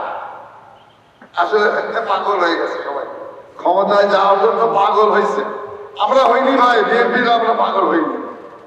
আর কিছুক্ষণ আগে খবর আমি বললাম হুজুরকে, ম্যাডাম একটু অসুস্থ, তাকে আবার হাসপাতালে নিয়ে যাওয়া হয়েছে। আমাদের প্রিয় নেতা, এদেশের এদিকের শ্রেষ্ঠ সন্তান অ্যাক্টিং চেয়ারম্যান জনাব তারেক রহমান আজও বিদেশে আছেন। আমরা ক্ষমতায় যাওয়ার জন্য পাগল। আমরা দেশে একটা সত্যিকারের আইনের শাসন, সুশাসন, নিরপেক্ষ নির্বাচন এবং সত্যিকারের মানুষের কল্যাণকর একটি সরকার প্রতিষ্ঠার জন্য আমরা চেষ্টা করছি। আমরা আল্লাহর রহমত কামনা করছি। তো ভাই, ওই একই কথা, আগামীতে ভোট খুব শীঘ্রই ধানের শীষ আপনাদের সামনে আসবে। আমরা আশা করি এই এলাকা থেকে জনাব তারেক রহমান নির্বাচন করবেন, আমরা তাকে ভোট দিব। ইনশাল্লাহ তাকে, এদেশের মানুষ তাকে প্রধানমন্ত্রী করবেন। ইনশাল্লাহ উনি দেশ চালাবেন, আমাদের সুখ শান্তিতে আমরা দিন যাপন করবো, এই আশা এবং আহ্বান রেখে ও এই প্রতিষ্ঠানের জন্য আজকে ওই নগদ তো ওইভাবে দিব না, তবে এটার জন্য একটা বড় ধরনের অনুদান আমরা চেষ্টা করব, আশা করি আমরা এনে দিতে পারবো। এটা এই ঘোষণা দিয়ে আমি শেষ করলাম। খোদা হাফেজ, বাংলাদেশ জিন্দাবাদ। আসসালামু আলাইকুম ওয়া রাহমাতুল্লাহ। আসান ফেকারও একটা নামাজ আছে, বাজারে 3টা বড় বড় সালাতের কিতাব আছে, এগুলো আপনারা পড়বেন। আল্লাহ আমাদেরকে পড়ার তৌফিক দান করুক। আমরা অত্যন্ত প্রীত হয়েছি, মুর্শেদ মিল্টন আমার খুব কাছের মানুষ। আমরা 17 বছর যোগাযোগ হয়েছে, ফোনে হয়েছে বেশ কয়েকবার। আমরা একই এলাকাতে ছিলাম, কিন্তু এই ফ্যাসিস্টের আক্রমণের কারণে আমরা সব বিচ্ছিন্ন ছিলাম। আল্লাহ এখন এক করে দিয়েছেন। আমরা যেন এইভাবেই কোরআনের জন্য কাজ করতে পারি, আল্লাহ তৌফিক দান করেন। লালু ভাইয়ের কথা, বেনমাজি কোনো ভোট পাবে না, ঠিক না? ঠিক। নামাজি আছে যেখানে আমরা আছি। আর নামাজ কিসের চাবি? কিসের চাবি? তো বেশির চাবি কোনো মানুষের কাছে নাই, আপনারটা আপনার কাছেই, আপনারটা আপনার কাছেই। আপনি এই চাবি কিভাবে নেবেন সেটা আপনি ঠিক করবেন। এই জন্য অমুক জায়গাতে গেলে বেহেশতে হয়ে যাবে, অমুক জায়গা, বেহেশতের মালিককে আরো জোরে বলেন। তো আপনি এটা দায়িত্ব নেন কেন? বেহেশত আল্লাহর, আল্লাহ যাকে খুশি দিবেন। তবে আল্লাহ বলেছেন এই এই কাজগুলো করতে হবে, ঠিক না? ঠিক। আমরা কোনো কোরআন বিরোধী, ইসলাম বিরোধীর কোনো কাউকে আমরা রায় দিব না। রাজি আছি না নাই? এটাই আমাদের সবার চাওয়া। আমরা মিল্টন ভাইয়ের জন্য দোয়া করব, আমাদের প্রিয় লালু ভাইয়ের জন্য দোয়া করব আমাদের নতুনের জন্য, আরও যারা এসছে। আপনারা সবাই নামে আসেন, ইনশাআল্লাহ আমরা একটু মোনাজাত করব। আসলে অনেক রাত হয়ে গেছে, দূরের লোকেরা চলে গেছে, কাছের লোকেরা, মাঠ একদম প্যাকড আপ ছিল, পুরো চারিদিকেই একদম ঠাসাঠাসি ছিল। তো আলহামদুলিল্লাহ যারা চলে গেছেন তাদের জন্য আমরা দোয়া করব। আল্লাহুম্মা আমিন। লা ইলাহা ইল্লা হুয়াল হালিম সুবহান রাব্বিল আরশিল আযীম। আল্লাহুম্মা সাল্লি ওয়া সাল্লিম আলা নাবিয়িনা মুহাম্মদ ওয়া আলা আলিহি ওয়া সাহবিহি আজমাইন। ربنا ظلمنا أنفسنا وإن لم تغفر لنا وترحمنا لنكونن من الخاسرين. ربنا آتنا في الدنيا حسنة وفي الآخرة حسنة وقنا عذاب النار. ربنا وآتنا ما وعدتنا على رسلك ولا تخزنا يوم القيامة إنك لا تخلف الميعاد. শিরিনা আশরাফ মহিলা হাফিজিয়া মডেল মাদ্রাসা এতিমখানা তাহিরুন্নেসা হাফিজিয়া মাদ্রাসার উদ্যোগে আজকের এই তাফসীর মাহফিলে হাজার লক্ষ জনতা নিয়ে আপনার কাছে ভিক্ষার হাত তুলেছি। আমাদের জীবনের গুনাহগুলো মাফ করে দাও। আজকের নামাজ, আজকের রোজা সহ সারা জীবনের আমল তোমার শাহী দরবারে কবুল করো। তার হাদিয়া সমস্ত আম্বিয়ে কেরামের আরওয়াহ মুবারকে পৌঁছিয়ে দাও। বিশেষ করে যেই নবী উম্মতি উম্মতি বলে সারা জীবন কেঁদেছেন, তার রূহের সোয়াব পৌঁছিয়ে দাও। এ পর্যন্ত যত মুমিন মুমিনাত, মুসলিম মুসলিমাত কবরের বাসিন্দা হয়েছে সবার আরওয়াহে সোয়াব পৌঁছিয়ে দাও। বিশেষ করে আমরা যারা হাত তুলেছি, অনেকের মা নাই, অনেকের বাবা নাই, পিতামাতার জীবনের গুনাহগুলো মাফ করে দাও। তাদের কবরকে জান্নাতের বাগান বানায়া দাও। যাদের পিতামাতা বেঁচে আছে হায়াত দারাজ করো। রব্বির হামহুমা কামা রাব্বায়ানি সগীরা। আল্লাহ আমাদের প্রিয় সুমন চৌধুরীর আব্বাকে তুমি জান্নাতুল ফেরদাউসের বাসিন্দা বানাও, তার আম্মার হায়াতকে তুমি দারাজ করে দাও। আমাদের আজকের দুইজন শ্রেষ্ঠ অতিথি, তিনবারের এখানে জনগণের এমপি আমাদের প্রিয় লালু ভাইকে তুমি কবুল করো। লালু ভাইয়ের জীবনের সব সুন্দর আমলগুলো তুমি কবুল করে নাও। আমাদের আশরাফ মিল্টনকে তুমি কবুল, মোর্শেদ মিল্টনকে তুমি কবুল করো, তার সন্তানগুলোকে তুমি কবুল করো, বিপদ মুসিবত থেকে তাদেরকে হেফাজত রাখো। নতুন সহ যত নেতৃবৃন্দ এখানে এসেছেন সবাইকে তুমি কবুল করে নাও। আল্লাহ রাব্বুল আলামিন 5ই আগস্টের আগে কোরআনের দলের লোকেরা সহ আমরা যেভাবে একসাথে আন্দোলন করেছি সেই ঐক্য আমাদেরকে ফিরিয়ে দাও। আল্লাহ আমাদের যত ভাই বোন এখানে এসেছেন সবার জীবনের গুনাহ মাফ করে দাও। এই দুটি প্রতিষ্ঠানকে তুমি মসজিদে নববীর মতো কবুল করো। যত ছেলে মেয়ে আছে এদেরকে তুমি আলেমে হক্কানি রব্বানি বানাও। আমাদের প্রত্যেকের শিশুদেরকে এখানে কোরআনের মাদ্রাসায় দেওয়ার তৌফিক তুমি দান করে দাও। আল্লাহ ম্যাডামের শরীরটাকে তুমি ভালো করে দিও, তারেককে সুস্থ সাবলীলভাবে তুমি দেশে আসার ব্যবস্থা করে দিও। আল্লাহ আগামীর পার্লামেন্ট যেন কোরআনের পার্লামেন্ট হয় সেই ব্যবস্থা করে দিও। আল্লাহ রাব্বুল আলামিন বাংলাদেশের যত মানুষ আজকে আছে সবাইকে তুমি কোরআনের জন্য কবুল করো। আমাদের পুলিশ প্রশাসন সহ সবাইকে কোরআনের জন্য কবুল করো। যাদের উপর মিথ্যা মামলা দেয়া হয়েছে তাদের জীবনের গুনাহ তুমি মাফ করে দাও। মামলাগুলো থেকে তাদেরকে হেফাজত করো। আল্লাহ এই মাটিতে শুয়ে আছে জিয়াউর রহমানকে তুমি মাফ করে দাও। জিয়াউর রহমানের পরিবারকে তুমি কবুল করো। কোকোকে তুমি মাফ করে দাও। আল্লাহ আমাদের যত ভাই বোন এখানে এসেছেন মা আয়েশার মতো আমাদের মাদেরকে কবুল করেন। আমাদের ছেলে মেয়েদেরকে হাসান হোসাইনের মতো কবুল করেন। আল্লাহ জানি না কার জীবনের শেষ মুনাজাত এই মুনাজাত। আল্লাহ শাহাদাতের মৌত আমাদের নসিব করে দিও। মৃত্যু যখন দুয়ারে আসবে জবানে জারি করে দিও লা ইলাহা ইল্লাল্লাহু মুহাম্মাদুর রাসূলুল্লাহ।